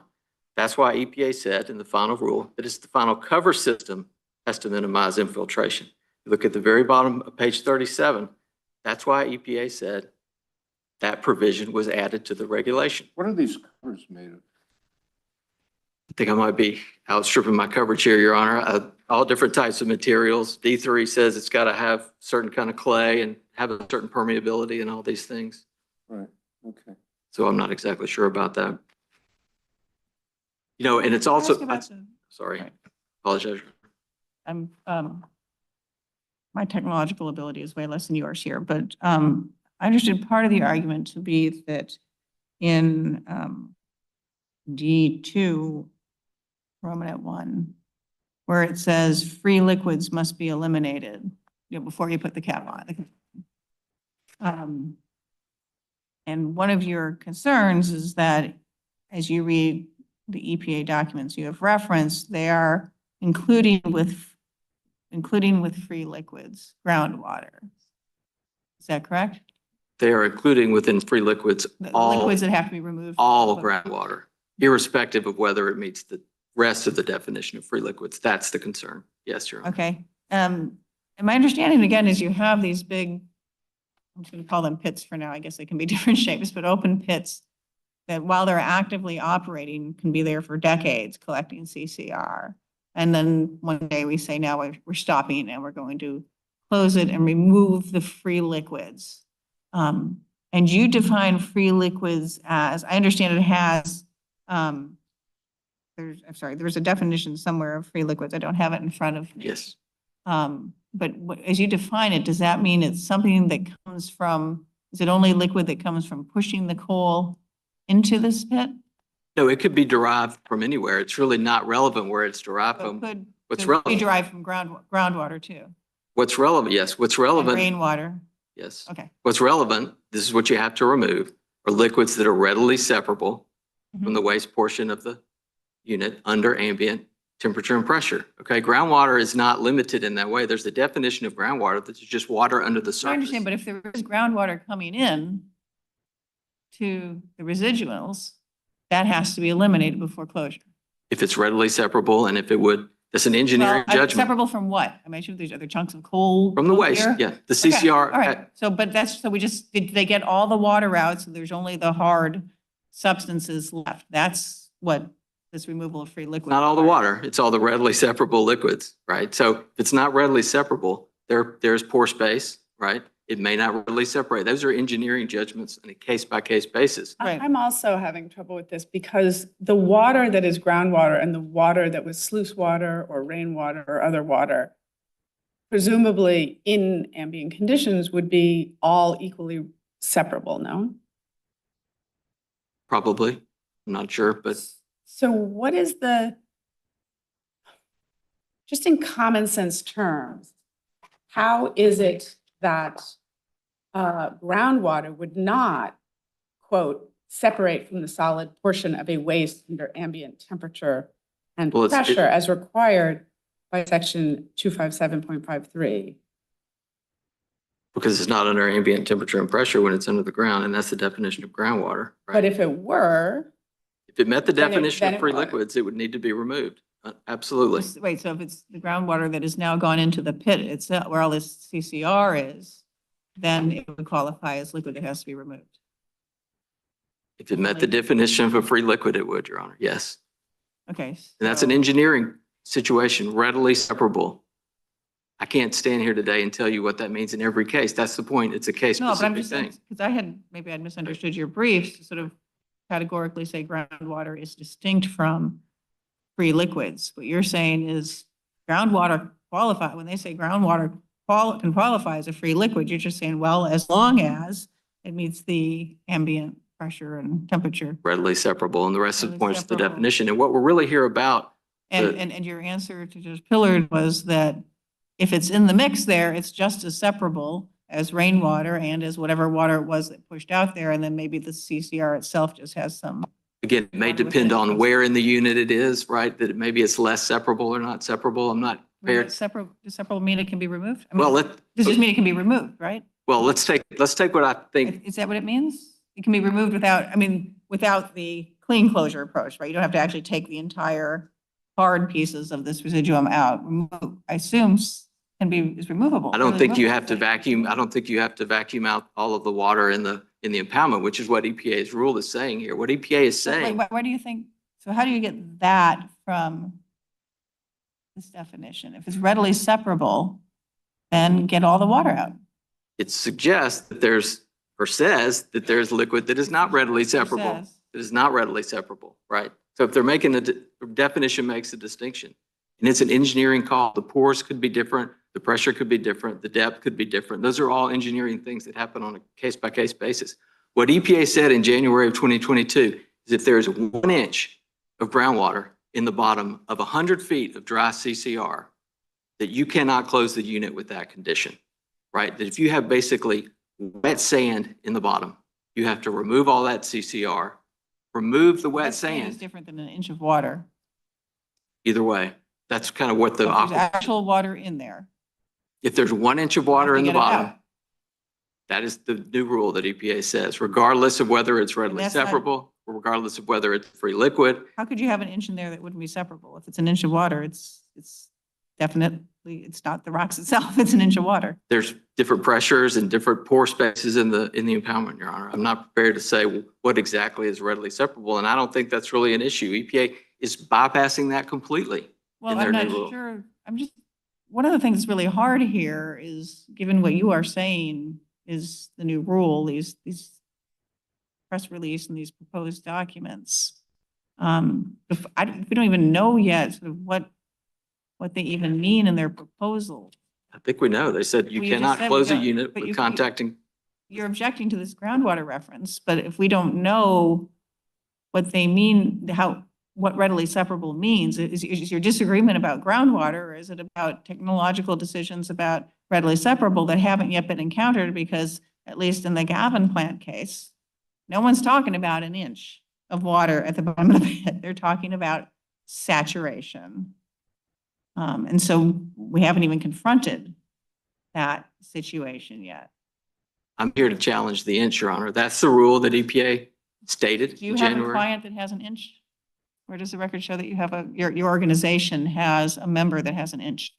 I don't have that specific information. You don't have it, then I don't know. I mean, if you don't have members that have that, I don't even know how Well, it's ripe or how you have right. standing as. I an do have association. I do have members, and it's cited in our reply brief, that do have impoundments with coal ash in contact with groundwater.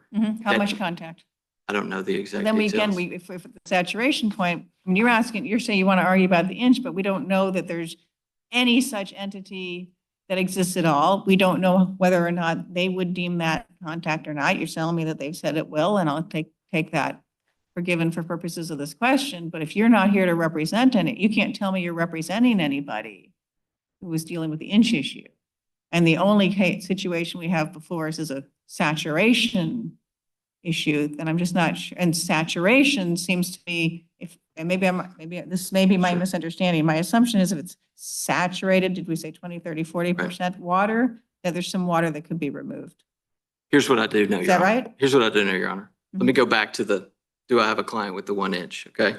When EPA issued the January 2022 statements, it also issued a list of 160 impoundments that it believed violated that rule. Whatever it was, 1 inch contact, okay? My clients are on that list. Well, no, you said they have, Okay. they violated it. I don't know that they violated it. Did they say one of those folks violated? Yeah, they said it it violated the waste below the water table rule. That's not what I'm asking. And that's a no contact That's rule. not what I'm asking. It's not even an inch, it's It's no not what I'm contact. asking. That's not what I'm asking. Because if all those people on that list have 10% saturation, we don't have to decide inch issues. Well, EPA said they're in automatic violation of the rule, so we do have to decide that. But You we do don't have know to the decide factual that issue. record on what basis they said that, do we? I don't think they do have You a, can't tell, they're your that's the members. problem. That's the problem. They've announced a rule that says no contact. You cannot close with contact. That's what they've said. Yes, I understand that, but normally we look at Yes. agency positions in Right. actual applications, and you're here arguing about a 1 inch situation. Right. You can't tell me if That's right. any of the members you have on that list are in fact 1 inch as opposed to saturation. Right, Or and maybe you can't, can you or can you not? I do not know about whether it's Okay. 1 inch or not. Okay, do you know that any of your members on that list are less than 10% saturation? I don't have the exact You numbers. don't, I'm not asking for exact numbers. I'm just Right. asking, do you know if there's I anybody? don't know who the is exact numbers. 10%? Okay. There is a citation in our reply brief of comments that we submitted. When EPA finally did propose this, we submitted those comments. There's a citation of those comments. And I think to your point, Your Honor, I agree with you if it's just site specific, right? If it's not a rule, if it's not a requirement, if we're not bound by it, if states and private parties are not bound by this rule that you cannot close with ash in contact with the groundwater, if it doesn't have the force of law, if we're free to challenge it when they come after us, right, on a blank slate, and they're not citing these final and proposed decisions as authority in that case, which is what we suspect they intend to do. But if they don't do any of that, Your Honor, we agree. It's a site-specific inquiry. And that's how we think it should be resolved. That's how the Gavin case should be resolved in the Ohio Well, I District Court. thought your view was even something like the Gavin case where it's saturation at a very high level is improper. Do you agree that the application in the Gavin case was consistent? Is a straightforward application of the 2015 rule? What I know about the Gavin case is that, we pointed this out in our brief, is that EPA didn't cite at all any violation of the groundwater protection standards. That's not what I'm asking you. I don't have a position on whether that Gavin situation, Well, it seems like your brief is filled with Gavin is an illustration of them applying what It you is. call the 2022. it is, and on rule. page How could it be an 19, on page 19, EPA It says, only works better if one person talks at a time. If what you meant by that was any contact, that's just not the facts of that case. So it's not what it illustrates. And if you mean by that, they can't have a 2015 rule would not support an interpretation that says saturation at 10, 20, 30, 40% is fully consistent with this regulation. That's a very different argument. my argument is that on page 19 of the final Gavin decision, EPA announced a rule that said groundwater contact alone, You have a whole lawsuit here that's pre-Gavin final decision. that's right. EPA said the same thing in January of 2022. Surface impoundments cannot be closed with coal ash in contact with groundwater. Now, if EPA wants Can I to ask you another say, question? yeah. Maybe it's a more scientific question. When the rule says free liquids must be eliminated, if, and this is a factual if that maybe neither of us knows, but more likely you would know than me, if that 1 inch is readily separable and was readily separable at the time of closure, then it would violate this rule. Eliminated, right? if it was a liquid that was readily separable from that it would need to Even if be, it's 1 inch, this rule requires its elimination. Free liquids must be eliminated. We're talking the it 2015. meets the rule. definition of free 2015. liquids, it has to be eliminated. What if No, it it's also separable. meets the definition of groundwater? It's the 1 inch at the bottom, it's groundwater, it's readily separable. And you're mixing the two definitions. So if it's, Well, that's part of There's what I'm more to the- asking. there's Part of what more. I'm asking is how much is your position dependent on groundwater being defined in a way that in your view cannot be free liquid? I think that once it becomes a free liquid, it's not groundwater anymore, right? Maybe it was groundwater and it became a free liquid, but it has to meet all the definitions, all the elements of the definition of free liquid, period. Obviously, water can become different things at different Can come times. in as groundwater and turn into free liquid, or actually maybe the second it comes in, it becomes free liquid because. I think that's that's an issue when you're trying to take it out. What does readily separable mean? What do I you have to understand do to that, but I'm take it just out? saying, you don't say there's something different about groundwater once it's in the mix with everything here. You're just saying that there's a test for free liquid that involves its ready separability. It involves, yes, and it involves more than just the definition of groundwater. And that's the definition of groundwater that EPA is using. It's using it in the Gavin final denial. It's using it in January of But if 2022. groundwater is a broader subject that can encompass free liquids, or free liquids is broader and can include groundwater that's, when it's in the pits, as I keep calling them, for lack of a better term. So- It's in the I pits. think your first example was the right one. Groundwater is broader than free liquids. EPA is expanding Free D2. liquids includes groundwater, rainwater, or the water that pushes this stuff into the pit, or water that, it's probably groundwater, but I suppose surface water could come in if the nearby river overflows its banks. All of those would count as free liquids as long as once they're in the pit, they're readily separable. And meet the rest of that definition that I They don't have in front of me. Yes, Yes. the pressure and that kind of stuff. Yes, correct, Your Honor. So for a moment, I thought your position was more lucid to me. If there is liquid coming into the waste, and if it is feasible to eliminate it as liquid waste, your position is that the original 2015 rule requires that elimination be made before the cover is put on. Are we still in the free liquids definition, Your Honor? I'm sorry. I think we're in both the infiltration of liquids and the elimination of free liquids, both. Well, I think you've accepted EPA's broad dictionary definition of infiltration in that hypothesis, Your Honor, and we don't think that's what So infiltration you're saying that, means. yeah, so you're reading D1, Romanet 1 as duplicative of D3, or D2 one? No, the final cover system one.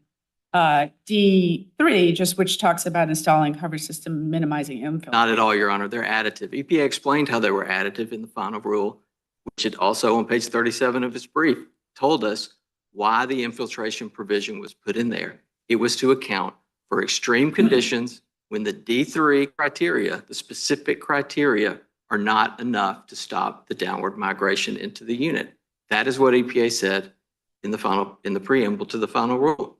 That's the understanding that we've had ever since 2015. They're not duplicative in our view. They are additive. The EPA said they were additive. EPA said in 2015, was asked specifically if there is a unit with waste below the natural water table, does the CCR have to be removed?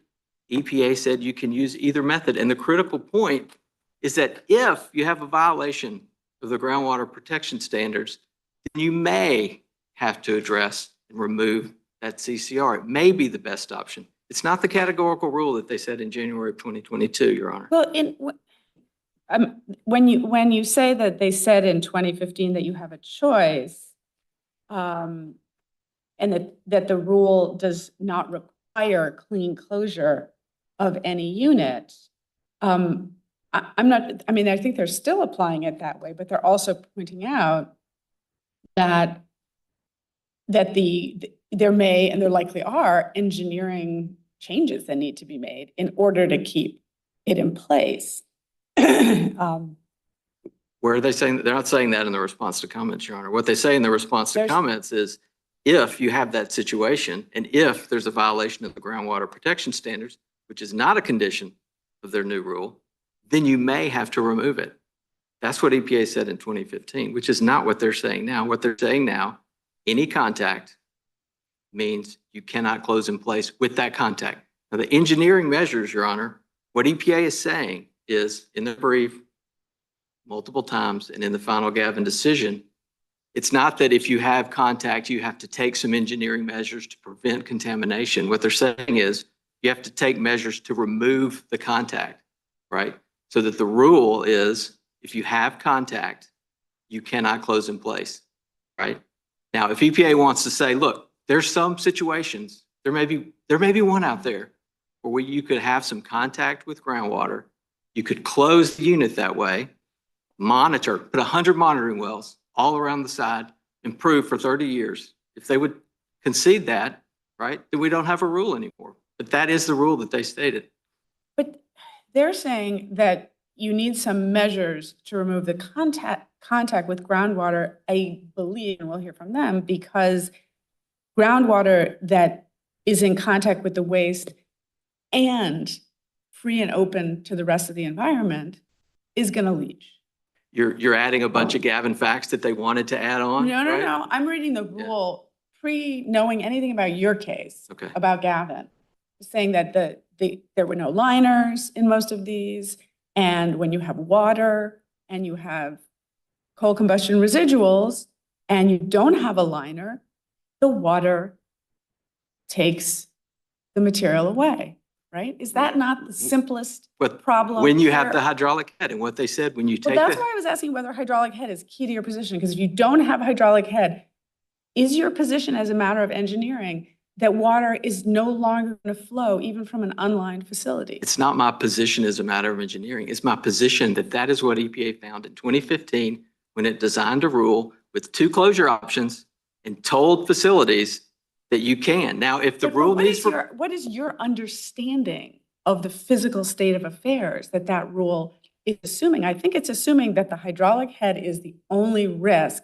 that's going to cause an unlined facility with water and coal ash residuals, that there won't be any mobility of that out into the environment in ways that everyone agrees are hazardous unless there's hydraulic head? I'm not saying there's not a You're risk. not saying. I'm not saying there's not a risk. Okay, RCRA is not a zero risk No, statute. you're not saying, okay? you're saying there's not a risk under the 2015 statute. EPA Not a found risk that the 2015 statute requires to be addressed, regulation requires to be addressed. it does if there's a violation of the groundwater protection standards, Your Honor, yes, but not in terms of deciding which closure option at the very beginning that you have to pick. If there becomes an issue, you do what EPA said in 2015. You monitor the groundwater. You may have to remove CCR in that situation, but it's not Until the groundwater is contaminated is your position. it's not our position, Your Honor. It's not, again, It's your position. You may say it's also EPA's position, but that's your position. right. Well, the groundwater monitoring has 2 phases. There's an initial phase that doesn't We involve have to all. wait until, if you're groundwater monitoring, you're not fine it until the groundwater itself is contaminated. So your position is they have to wait until the groundwater is actually contaminated.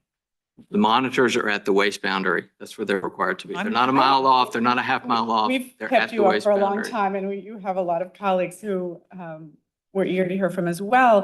Can you talk about what you think requirement means in 6976A1? You know, this is a little bit of a more narrow judicial review provision than a typical APA review. But I think it means something that's more generally applicable. That's the hazardous waste case.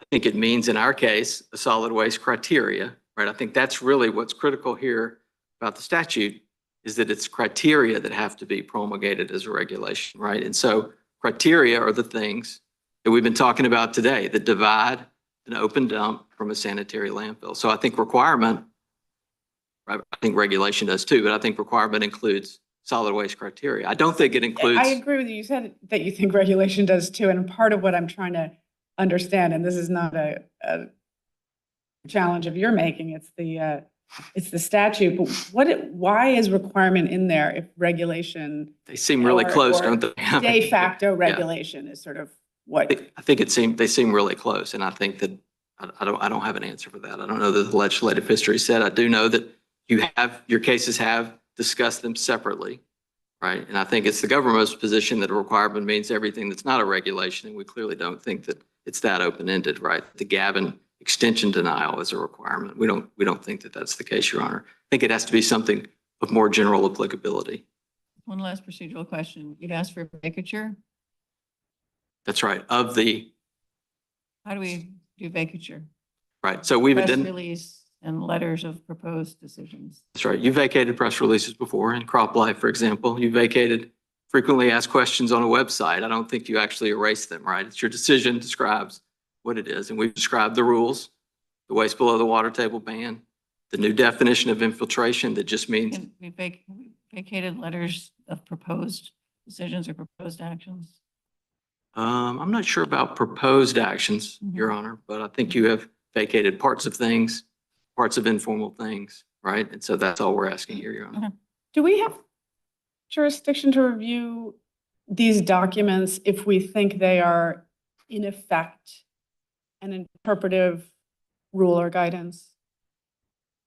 I think if they are solid waste criteria, right? So the APA distinction between legislative rules and interpretive rules right, where you only have to do procedures for legislative rules and not interpretive rules, doesn't really hold here because the APA says if the statute otherwise requires, then the legislative, whatever you're characterizing as an interpretive rule does have to follow those procedures. So- right? So the question is, Just a hypothesis, if we don't think that this is a rule that requires notice and comment rulemaking, either type of rule. if we think it's just interpretive, Yes. is your response to my immediately prior question that you don't, that if it, even if it's interpretive, it would require notice and comment rulemaking because it goes to criteria? I think if it's, sorry, I think if it's an interpretation with a little I, right? Then you're saying we're not bound by it. It doesn't have the force of law. We can challenge it on a blank slate if they ever come against us. That it's not entitled to the type of deference that EPA is seeking in some of these cases. Then you would dismiss our petitions, right? And you would say, go handle it on a case-by-case basis. The problem is RCRA says if it's a regulation or a requirement, you have to challenge it in front of this court, and you cannot do it in a later enforcement action. So it's one or the other, right? Either it's solid waste criteria, and it had to be promulgated as a regulation because the states are out there and the Or companies we don't are- have jurisdiction. Or you would say that it's not binding, it has no legal effect. The district court would have jurisdiction. That's right, Your Honor. There's two choices here. I agree, Your Right. Honor. One is it's a legislative rule. There should have been notice and comment. The other choice is it's not a legislative rule. If it's an interpretive rule, we don't have jurisdiction. You should have brought it to the district court. If it's not a solid waste criteria, right? If it's not a binding criteria, if it's not defining what it means to be an open dump, then yes, that's where it belongs. Defining is not the test for a legislative rule. It's a test for solid waste For criteria. interpretation. So solid waste criteria are the things that have to be promulgated as regulations. That's why the statute matters, Your Honor, because RCRA says if you're going to issue these criteria, if you're going to establish what's an open dump and what's not, do it as a regulation, talk to the states. You know, that you run into a doctrine of administrative law with that argument. And the doctrine is that it's totally discretionary by any agency subject to the APA, whether to proceed by rulemaking or by adjudication. We have informal adjudication here. And the Supreme Court in the NLRB versus Bell Aerospace case, I don't know if you're familiar with that, and also in Chunri too, said that the agency can enact, in quotation marks, general rules through an adjudication. Unless it conflicts with the underlying statute, which is what the court said in NLRB, Your Honor. Here, 6944A says solid waste criteria must be regulations. So they do not have that discretion to establish rules or principles in an adjudication, which is what they've tried to do Good here. answer. Yeah. Thank But you. if it's an interpretation of an existing rule, Yeah. it wouldn't apply. With a little I, yes, Your Honor. Mhm. Thank you. Thank you very much, Councilman. Ms. Van Belleghem? May it please the court, I'm Stacey Van Belleghem, and I'm arguing on behalf of petitioner Gavin Power.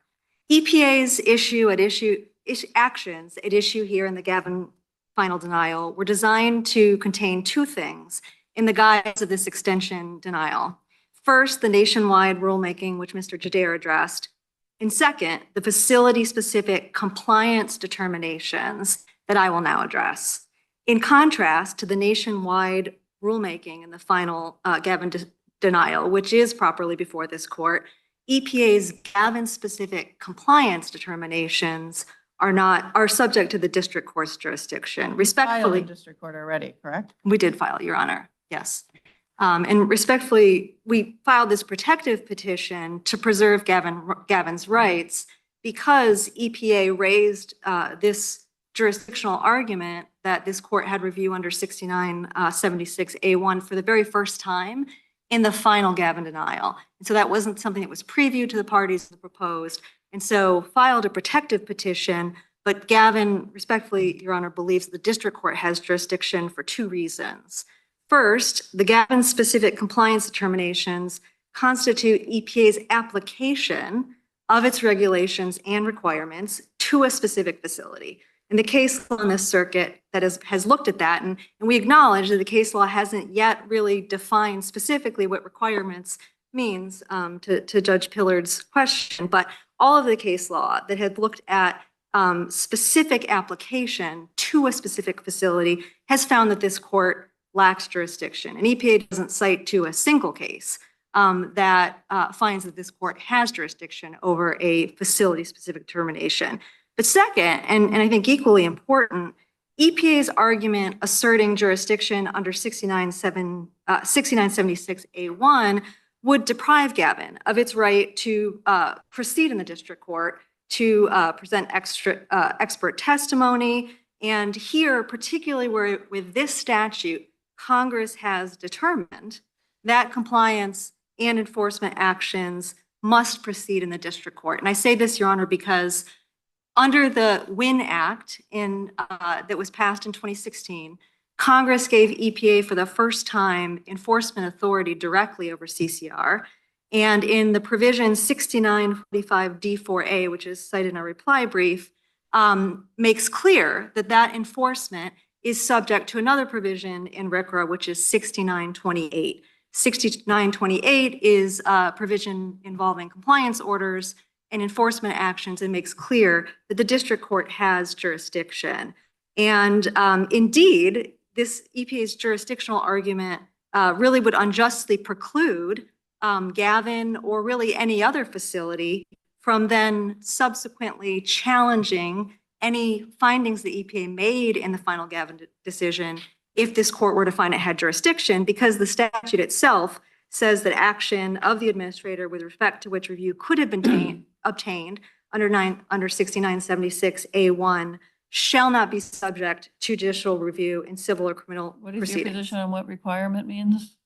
So a requirement, it is undefined, but a requirement is not something that EPA specifically applies its existing regulations to a facility. Now, EPA says that the requirement here is the fact that EPA set a deadline. But that's not the case. The requirement actually to close the unit is in the CCR rule. And the mechanism for seeking a deadline are in the regulations. Those are the requirements. Just backing up a minute, you were talking about being deprived of an opportunity to develop a record, but isn't there a provision where there is review under 6976 for determinations for the record being amplified for us? So, Your Honor, EP actually conceded in its brief that that provision doesn't apply here. And then that makes sense because this is really a compliance determination. And these under the statute are matters that are developed in the local district court. And so I think that we are in agreement with EPA that that does not apply here, Your Honor. Do you have any, you mentioned that you think it's unclear. You don't have any particular insight or theory about what requirement means? It would, we would argue it would not be a facility specific determination. And I think that is actually borne out by other parts of the statute. Your Honor, I had referenced 6928, which is again, going back to the compliance and enforcement. It's interesting because that portion of the statute actually does use the term requirement. And actually, let me read this to you specifically rather than paraphrasing it. It talks about civil penalties for past or current violation. When EPA determines that any person has violated or is in violation of any requirement in this subchapter. I'm sorry, 6928. 6928A1.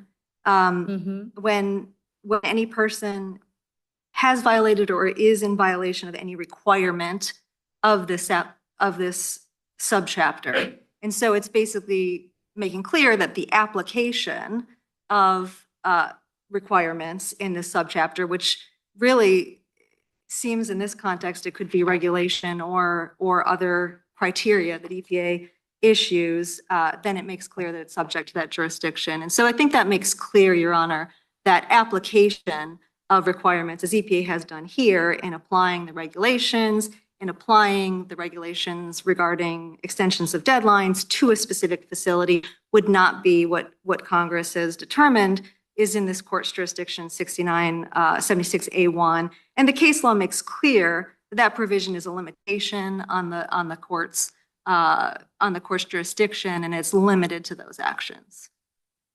If what EPA did here is not to amend an existing legislative rule, but to announce an interpretation in an adjudication, is there any reason that that's reviewable under 6976? Well, so to the extent that EPA is establishing a criteria of nationwide applicability, then it would be. To the extent that EPA is establishing a legally binding prohibition on closing a surface impoundment with waste in contact with groundwater, which is what EPA says, that would be subject. And it's You very artfully redescribed the terms of my question in a way that I think sidesteps it. Is there no category under RCRA, given your understanding of what is a criterion? There's no category of a criterion that EPA has promulgated in 2015, and it is interpreting. Is that not a category in your view? If it's a binding interpretation, or if you're just like Gavin, it's going to come your way just as it did in Gavin. So as it came in Gavin, the regulated entities didn't have notice of EPA's But that's a position. separate question. But Okay. putting in the more traditional sense of either you promulgate a rule or as the agency applies the rule, it becomes clearer in different applications on this fact pattern, on that fact pattern. How is this going to play out? And it gives people, one would hope, if the legal system is functioning in a healthy way, more notice, more nuanced understanding. So EPA could issue guidance, for instance, and there's case law under 6976A1 determines whether guidance is a requirement or a determination really looking on legal effect, right? It is legally binding on parties. EPA can do that and has done it under RCRA in other contexts. But what EPA can't do, just given the specific structure of this statute, in particular 6944A, is to create criteria, new criteria, without going through the procedures that Congress intended in RCRA to do so. So, Your Honor, thank you very much, and we would ask you to find that the court lacks jurisdiction. All right, thank you very much. From the EPA now.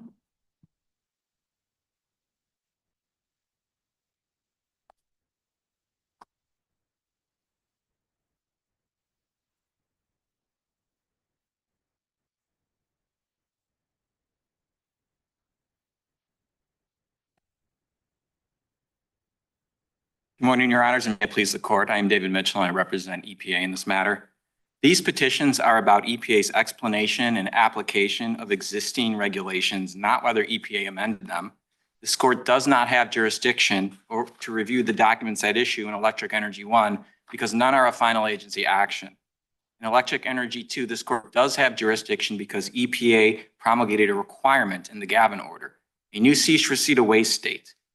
This court should deny a new cease receipt of waste date, the date by which the facility is going to have to stop receiving. Cease receipt of waste. Yes, a cease receipt of waste date, meaning they can't accept any more waste in the impoundment. Denial of an extension request. It was a denial of an operating extension request. That's right, Your Honor. Denial of an extension request. And that is, in EPA's view, a requirement under 6976. The new date that was established in the Gavin order to stop receiving waste is a new requirement. It's an obligation.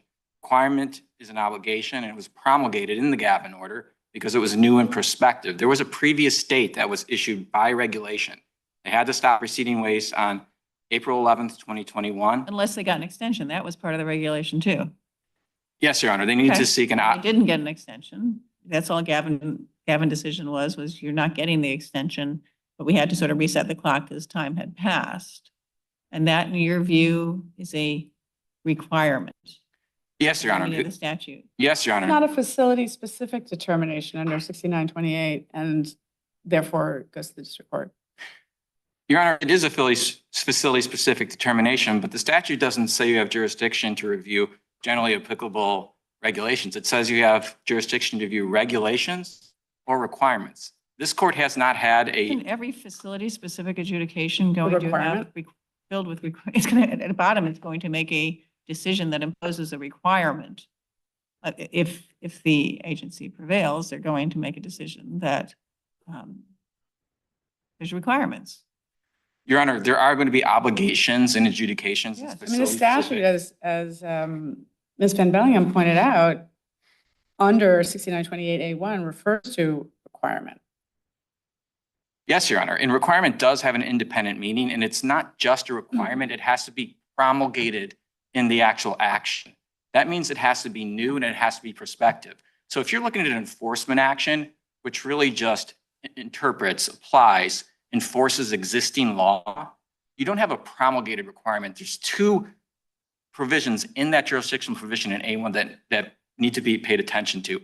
It's requirement and promulgate. And like I said, an enforcement order, those wouldn't come into the jurisdictional review provision under a promulgated requirement. Only something that's actually new would come in under that language. And You have to promulgate the requirement, right? yes, Your And Honor. we've said promulgate means publish in the Federal Register. Your Honor, in Yes? the Horsehead Development Corporation case, you said that is when it happens for timing. And it was published in the Federal Register here on April 28th. EPA always publishes in the Federal Register all its denials of extension requests. It's only had one final decision and it was published in the Federal Register. But Your Honor, more fundamentally in that case. Sorry, I'm talking, I'm just asking a generic question here. Yes, Your Honor. More broadly, not just under this specific issue here or provision. I assume there's other programs where EPA is making extension and timing decisions for entities and all of those things get published in the Federal Register. Those don't feel like Not necessarily. requirements to me. Not necessarily, no, Your Honor, but in the Horsehead case, the court was talking about the timing of I'm when talking about what you said EPA's practice was.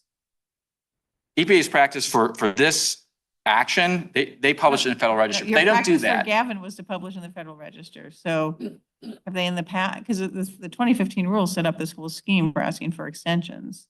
That's right, Your Honor. And every time they have either granted or denied an extension under the 2015 rule, they've published that decision in the Register, Federal Register. There's only been one final decision. It is the Gavin decision, and it was published in the Federal Register. Making much of the publication. There's a case in this circuit by Judge Williams that actually corrected a prior decision that relied on the publication of a particular document or whatever by an agency. And Judge Williams, for the life of me, I can't remember the name of the case, but held that it wasn't the publication was not entitled to any kind of weight because the agency itself did not have decision-making authority over whether something would be published in the Federal Register or not, because there's a whole body of experts that make that determination in the federal or whatever the federal office is. And it's not the agency that makes the judgment. You're not familiar with that case, I assume. Your Honor, no, I'm not familiar with that case, but I do want to focus back on promulgate as it's used in the Horsehead case, because the salient point, I think, from that case is that promulgate takes its ordinary definition, and the court said it in the same part of the opinion where it said promulgation for a regulation happens at the time of publication. And if you take the ordinary definition of promulgate to make public a law, what happened in the Gavin order is it made public the new cease receipt of waste date. It didn't apply an existing obligation. It didn't enforce an existing obligation, didn't interpret law. It actually announced the cease receipt of waste date. And it is that date that provides this court jurisdiction. The pre-existing obligation to cease receiving the waste. And all it did was move the date. And if that counts as a requirement, I'm having trouble understanding how everything else that's done in adjudications would not also count as a requirement. And so 6976A is going to consume in practice the provision for district court review. Your Honor, it's not going to consume because it can't just be a requirement, an obligation. It has to be something that's generally new in perspective. It has to be actually promulgated. It can't be that it's just enforcing something All that's kinds new. of agency decisions, I mean, are new in the sense that we're now applying this to you. You thought you weren't violating it. We're telling you that you are violating it. That's new. It's prospective. Go fix it. That happens in a lot of informal adjudications. Your Honor, I don't think it's fair to characterize that as new. It's saying you need to do what you have to do under the existing obligations. It's the existing Isn't that what they did obligations. here? They said you had to meet that original deadline. You didn't qualify for an extension under the existing deadline, existing regulation, because you didn't meet its criteria. So that's all you were doing was applying your existing 2015 rule on extensions, and said they disputed obviously, but they said, you said you didn't meet the criteria, so you don't get the extension. That's right, Your Honor, but it's notable that they said you don't get the extension, and then they set a new date. They set a new date in the Had to, future. because the EPA didn't go fast enough. That makes it a requirement that we review? Your Honor, it's EPA's view that this is a new requirement. It does provide this court jurisdiction, but if you don't view this as a requirement, this court doesn't have jurisdiction over Electric Energy 1 or Electric Energy 2, because EPA did not amend its regulation. All it did in the Gavin order is apply it. It took the clear Let's language. talk about that. Yes, Your Honor. That substantively. Petitioners make a lot of the pre-2015 switch by the agency from using the term natural water table in the proposed rule to using uppermost aquifer as the metric for separation of groundwater. Can you explain the reason for that switch? And is groundwater the same as aquifer? Your Honor, that change had to do with location restriction and making it clear regulated entities what the location restriction is, but it doesn't have any bearing on these closure requirements that are separate requirements to close with waste in place. Now, there are a few points from petitioner's argument that I think need to be addressed. Number one, they focus on the word infiltration in D1. Well, that provision doesn't just require controlling, minimizing, or eliminate infiltration. It has an independent requirement to control, minimize, or eliminate releases. Their argument about infiltration doesn't get them releases. If you have a unit that is leaking, it's releasing water. And as the Electric Power Research Institute found in 2016, it generates leachate and the leachate comes along with it. Now, there's another main point that petitioners are just not correct about. EPA has never said that units with groundwater in them have to clean close, that they have to take all the CCR and ship it off to another facility. All they said is the unremarkable position that they have to comply with the performance standards that are written, meaning they have to do Is it something. unremarkable? I mean, it's a big deal, in fact, right? I mean, can you explain a little bit more how a CCR unit saturated with groundwater could close with waste in place? Is it They would need to take some engineering measures to address the groundwater. There are, big deal engineering measures? I mean, pump it all out, put in a liner, pump it back in. they may be, the energy measures may be a big deal, but they could be feasible. And on the record we have here, though, we have an issue where Gavin Power didn't try to do anything. They didn't submit any documentation. They didn't respond to EPA's proposal and say, oh, we consider these engineering measures or those. They just said. But that has to be your position. I mean, so they keep saying, you say, we're not imposing any requirement of a clean close in a sense that you're understating. I mean, they may have to do substantial engineering in order to close. You're not denying that. They may have to do substantial engineering, yes, Your Honor, but we don't know because Gavin Power didn't do anything to evaluate what they could do, what engineers they could take. Their position on this regulation, I think this is a fundamental point, is that they don't have to do anything at all or even consider any measures. They can just let the groundwater flow through the unit, and that complies with the regulation. Now, there is another point that petition. That's their position. That's their position. And it's at odds with the clear text of the regulation, the structure of the regulation. Judge Pillard, as you noted, the entire unit provisions in D1 are in D1, and the ones that are related to the cover are in D3. D1 references to the unit, those apply to the entire unit. But another point is petitioners are also resting on this idea about the hydraulic head being removed and what the risks are. Now, EPA was very clear in its risk assessment that the hydraulic head is eliminated only when free liquids are eliminated. When there is groundwater in a unit, there is a hydraulic head. But fundamentally, this unit is leaking. The risk that this court identified and EPA discussed at length in the 2015 rule is those from a leaking unit. Is that what you mean by contact with groundwater is leaking? No, Your Honor. Contact with groundwater means that there's groundwater in the unit, but the consequences of that, and in the Gavin final How to decision. get in there? If assuming they eliminate, I'm trying to understand, is your rule just about ones where you thought you eliminated all the water, but you didn't? And so it was improperly closed? And so the whole thing's about, the cover don't really matter because you didn't get all the water out. But what if the water comes in? If the water comes in after it's closed, their inch of water, then if it can come in, it can go out. That's right, Your Honor. If the water can come in, it's going to go out. If it's groundwater, it flows through the Then I unit. thought then why was your answer no? If contact means water got in, it means either you didn't eliminate it before you put the cover on, or it means you put the cover on, but nonetheless, because of some other problem, groundwater got in. Are these the two options? Your Honor, the regulation has several provisions that are meant to eliminate the free liquids and prevent water from getting back in the unit. They have to do several independent things. They have to, number one, eliminate the free liquids. They need to drain the unit. In kind of a colloquial sense, if you have water in a water bottle of sand, you poke a hole in it and it drains out. They have to do that. If you just leave groundwater flowing through a unit, you haven't done that. Right. You have to control, eliminate, or minimize to the maximum extent feasible post-closure infiltration of liquids into the unit. If groundwater is flowing through the unit, that hasn't been done. And then you have to also do the same for releases. Again, if water is flowing through the unit, collecting in waste, leachates coming out, you haven't done that.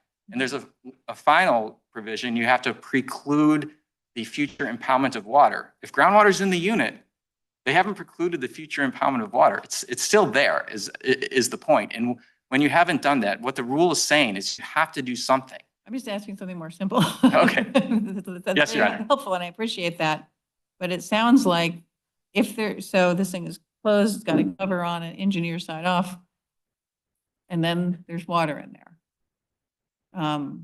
And would that be evidence either, if water got in, is there a way water can come in without going back out? Not to our knowledge, that if groundwater is flowing, if we're talking about groundwater If it flowing was through our eliminated unit, up front, obviously if it wasn't eliminated, it could be, but if it's actually eliminated before they put the cover on, then you talked about coming in and going out, but I thought it would be the same thing. If it can come in or it can go out, or is the whole idea is that the cover prevents it from going back out? the cover is not going to prevent groundwater from coming back into the unit. But I think Even also, if it comes in, but the problem is if it goes out, isn't it? That's the problem. well, there's two problems. There's infiltration into the unit coming in, and then there would be releases from the unit coming out. Both are going to occur if groundwater continues to Why flow. is it, okay, this is just, sorry for my technical question. If there's water in it, why does that matter as long as the contaminated water isn't going out? Your Honor, the regulation, what it requires, it says eliminate free liquids. So the liquids need to come out, and then you need to eliminate post-closure infiltration of liquids. So I'm just asking why, if the water, imagine, some kind of magic door could only come in, but it couldn't go back out, then it wouldn't be any danger, would it? Or if it might just- couldn't get in the unit, that would comply with D1.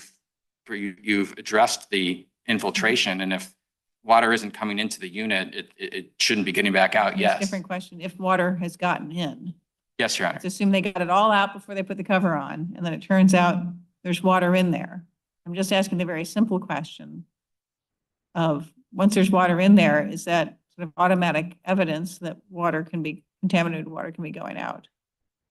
I mean, I take their central position to be no, that once you eliminate the hydraulic head, even if there's water there, it's going to be still. It's not going anywhere. Your Honor, that's not the common understanding of how groundwater works, and that's also not the record we have here, and that's also not what the regulation requires. You have to, when the groundwater is in there, and I think the Gavin case is the important example here. You have a unit that has 64 feet of groundwater flowing through it. And they've said, we don't have to do anything to address the groundwater at So all. this seems like a particular thing though, because it was in this sort of watershed area or stream. There was, because of the geography, natural geography, there's a reason to think the water moves. What about a situation where there isn't that same reason to think the water moves? Is that a null set or, and what do you point to? Your Honor, we don't have that record before the court. Well, the record we have before the court is the Gavin final decision. And EPA made some uncontested findings in there. It was that there's 64 feet of groundwater flowing through the unit, that the groundwater actually does flow through the unit, and that it will continue to do so indefinitely. Petitioners offered no comments on those findings. They are uncontested. What they argued in their comments is that they just don't have to do anything, that the regulation doesn't require them to even address it. I have some sort of terminological questions. Like if groundwater saturates the base of an impoundment, does that mean that the base of the impoundment is situated in the uppermost aquifer? Like, does aquifer and groundwater mean the same thing in your view? Aquifer and groundwater are different, but I think the salient point with respect to this regulation is when we're talking about free liquids, groundwater is a liquid, and when it readily separates from the waste under ambient temperature and pressure, it has to be eliminated under that requirement.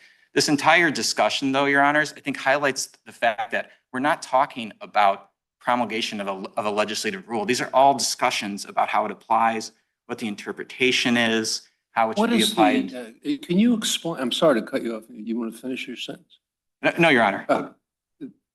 Can you explain what the controversy is regarding below the water table?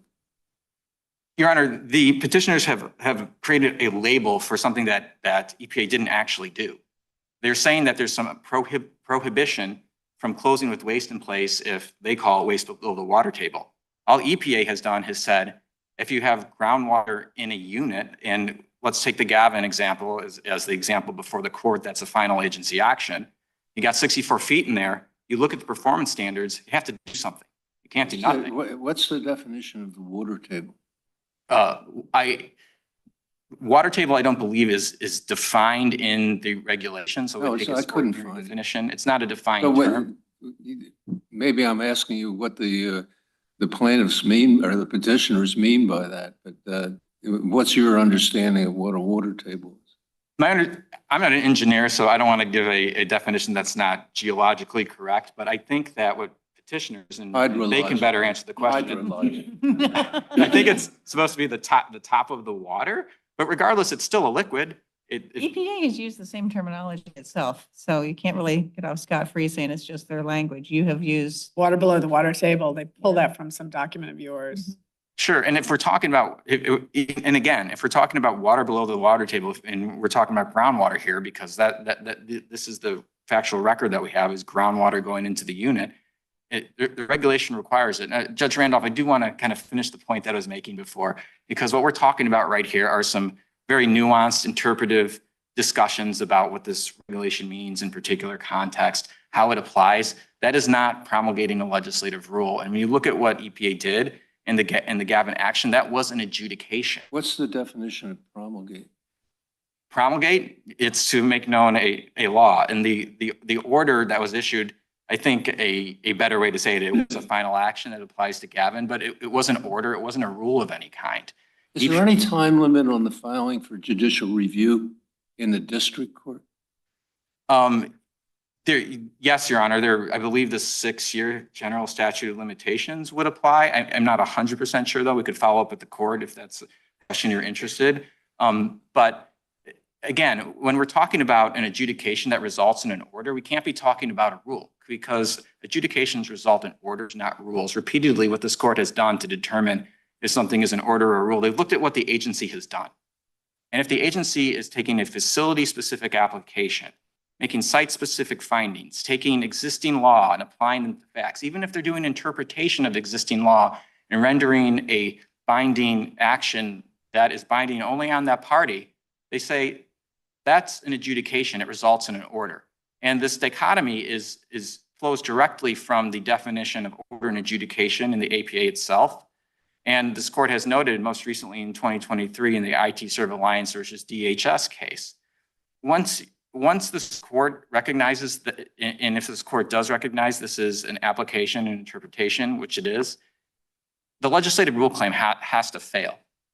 The due process claims that petitioners have made also have to fail too, because they rest on this false notion that EPA has at some point changed its position on what this regulation, how it applies. They never have. They've never said that you can close a unit, leave groundwater flowing through it, and comply with the performance standards at 257-102D.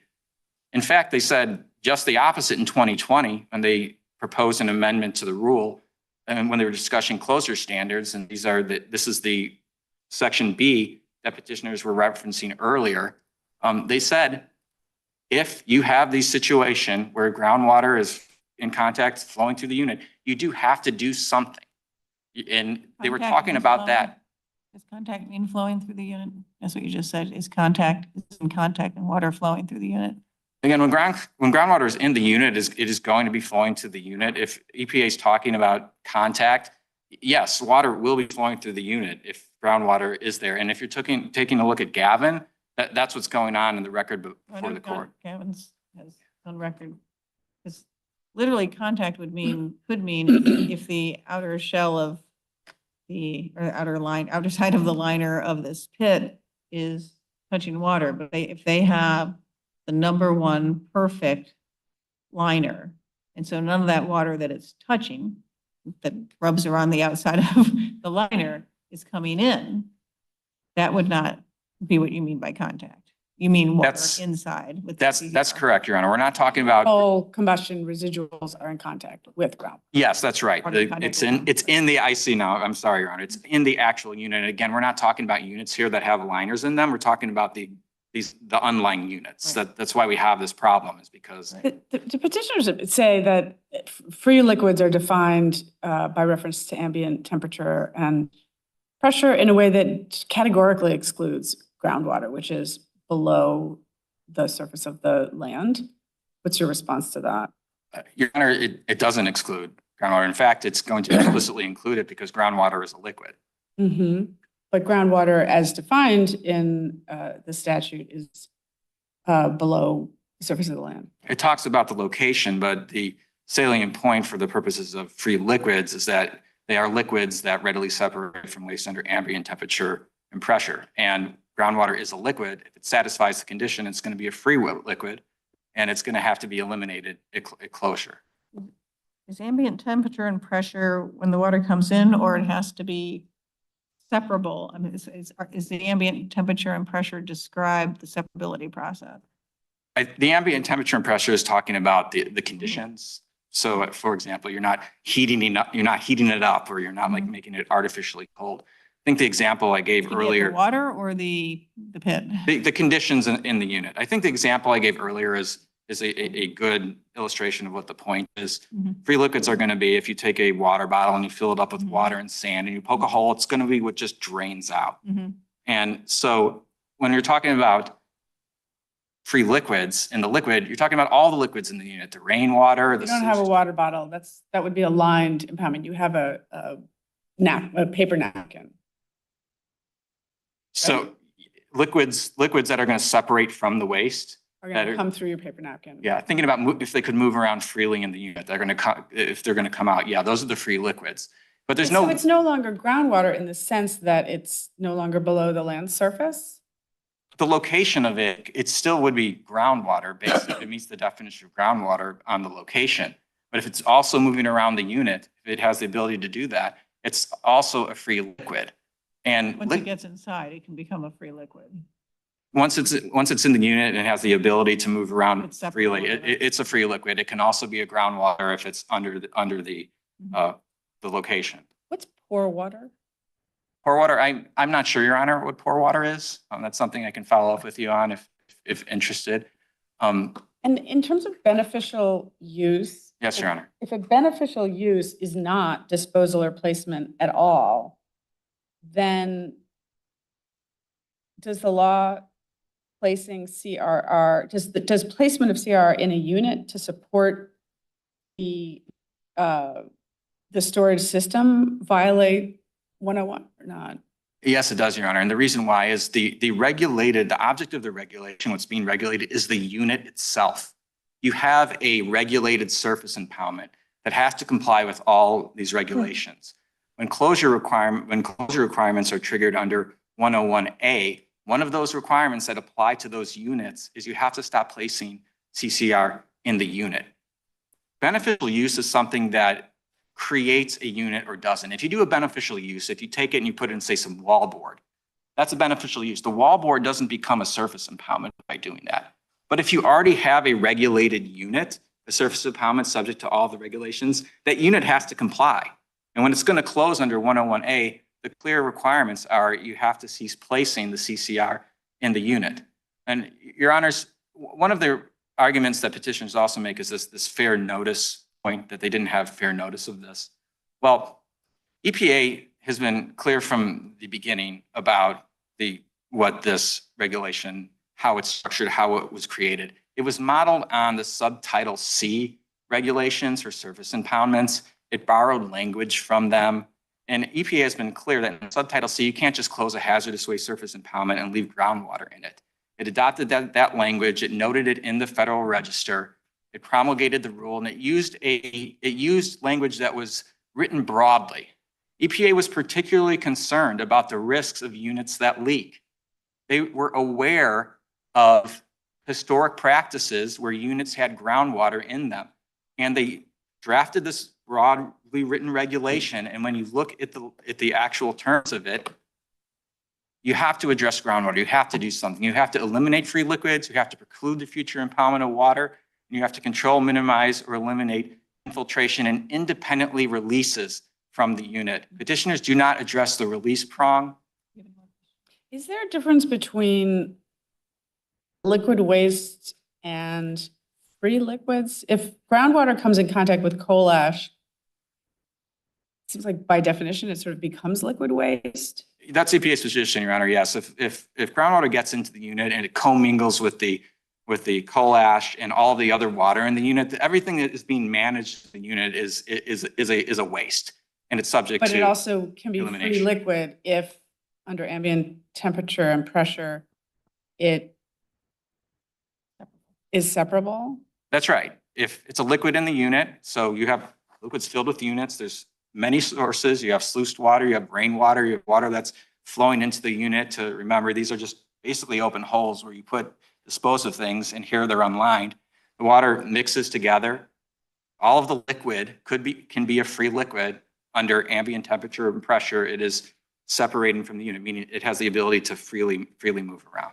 So all liquids are covered under that. Just like for infiltration, we're talking about all infiltration, not from just the side or the bottom or the top. It's all infiltration. And if this court doesn't have any questions, No. we're done. Thank you, Your Honors. Is it Kearney? Did I say it right? Carney, I apologize. It's okay.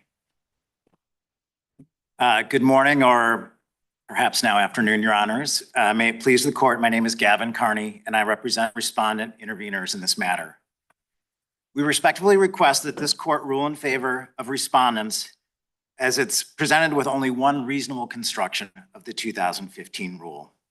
The plain language of the rule's closure requirements make clear that they cannot be met with surface impoundments where waste remains in contact with groundwater. By affirming this, the court can lay to rest an issue that's delaying proper closure of surface impoundments that are polluting the environment around the country. Protecting groundwater from contamination has always been at the heart of EPA's work around solid waste. A couple of things I want to address really quickly that came up earlier, some of the definitional questions. And I also want to point out, during the discussion with petitioners, there was a question as to whether they are saying that groundwater is categorically not free liquids. And in fact, in the brief in Electric Energy 1, on pages 42 to 43, they do say that groundwater is not, that free liquids does not encompass groundwater. Judge Pillard, you had asked earlier whether groundwater can be static in essence. Generally speaking, groundwater flows. Is it conceivable that at a particular point in time that a body of groundwater could not be moving, it is. It's not reasonable or realistic to believe that over the lifetime of a surface impoundment, the groundwater is going to remain static and not continue to flow. The question of the water table, what does it mean when waste is below the water table? The water table is essentially the uppermost limit of an aquifer. So if you imagine groundwater is existing in a body of water that's also integrated with the ground, with dirt, with rocks, et cetera, the table is the top of that body. Here we're dealing with surface impoundments that are unlined, where the waste itself is below that water table, meaning that it's in contact with groundwater that is flowing in and out of the surface impoundment. And this is where It's below the water table, but they have, I know we deal with unlined here, but if you have pits that have the best technology available to keep the water out, then that would suffice. it is possible to satisfy the requirements of the rule, particularly with a liner, as you pointed out earlier. The issue here is not. Is it possible to satisfy when it's unlined, depending on the nature of the surface that they? There are measures that can be taken, engineering controls that have come up that can be offered to demonstrate that it is eliminating this possibility to the maximum extent practicable. Can you give us a sense of what that might be? It's hard to envision if something is unlined and therefore the waste is basically in a hole in the ground. Sure. And huge, hundreds of acres Sure. with hundreds of tons. It's hard to envision how water could be controlled other than with a liner, but It is hard to imagine in the circumstances that Gavin Power presents that engineering controls alone would be sufficient to address the requirements of the rule. what are the kinds of engineering controls in maybe a smaller, drier? There are things, there's something called a slurry wall, which is a sort of wall that goes around the outer limits of the impoundment, which can be combined with like a pumping system where you're addressing pressure that would cause flowage, that would cause leachate, et cetera. One thing that's worth noting is that in 2017, following the publication of the CCR rule, EPA put out guidance online, and in the guidance, they talk about a circumstance in which a surface impoundment, an unlined surface impoundment, could be submerged in part by the aquifer. And what they say in that instance is one way that you could meet the requirements of the rule is to excavate that portion of the surface impoundment that's submerged in the aquifer and use controls for the rest of it. It makes clear that closure in place is an option, but as they make clear in the rule itself, there are a variety of measures that could be taken. The real issue is, have you met the performance standards of the rule through the measures that you're proposing to Any more take? questions? Do you have a position on the meaning of a requirement under 6976A1? Your Honor, we support petitioners, or we support respondents' position on this. We understand it's not defined in case law. We do think that it's a separate term under RCRA.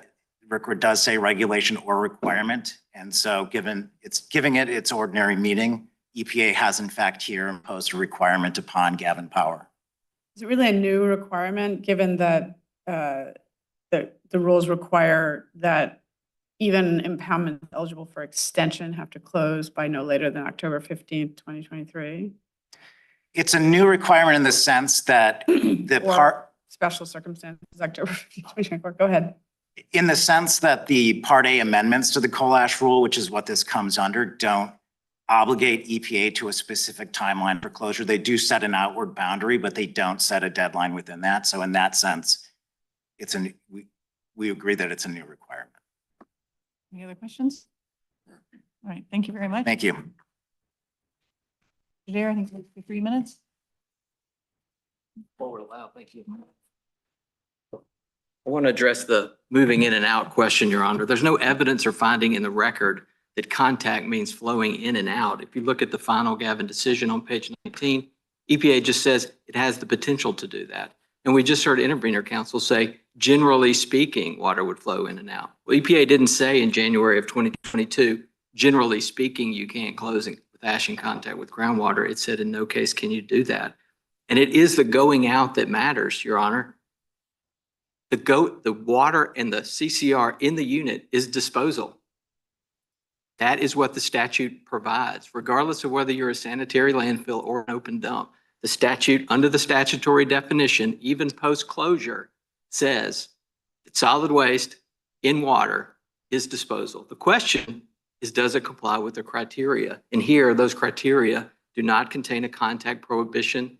They don't say anything about waste below the water table. Those are all made-up terms. Can I Now- ask a question? There's an issue in this case about tanks as storage facilities.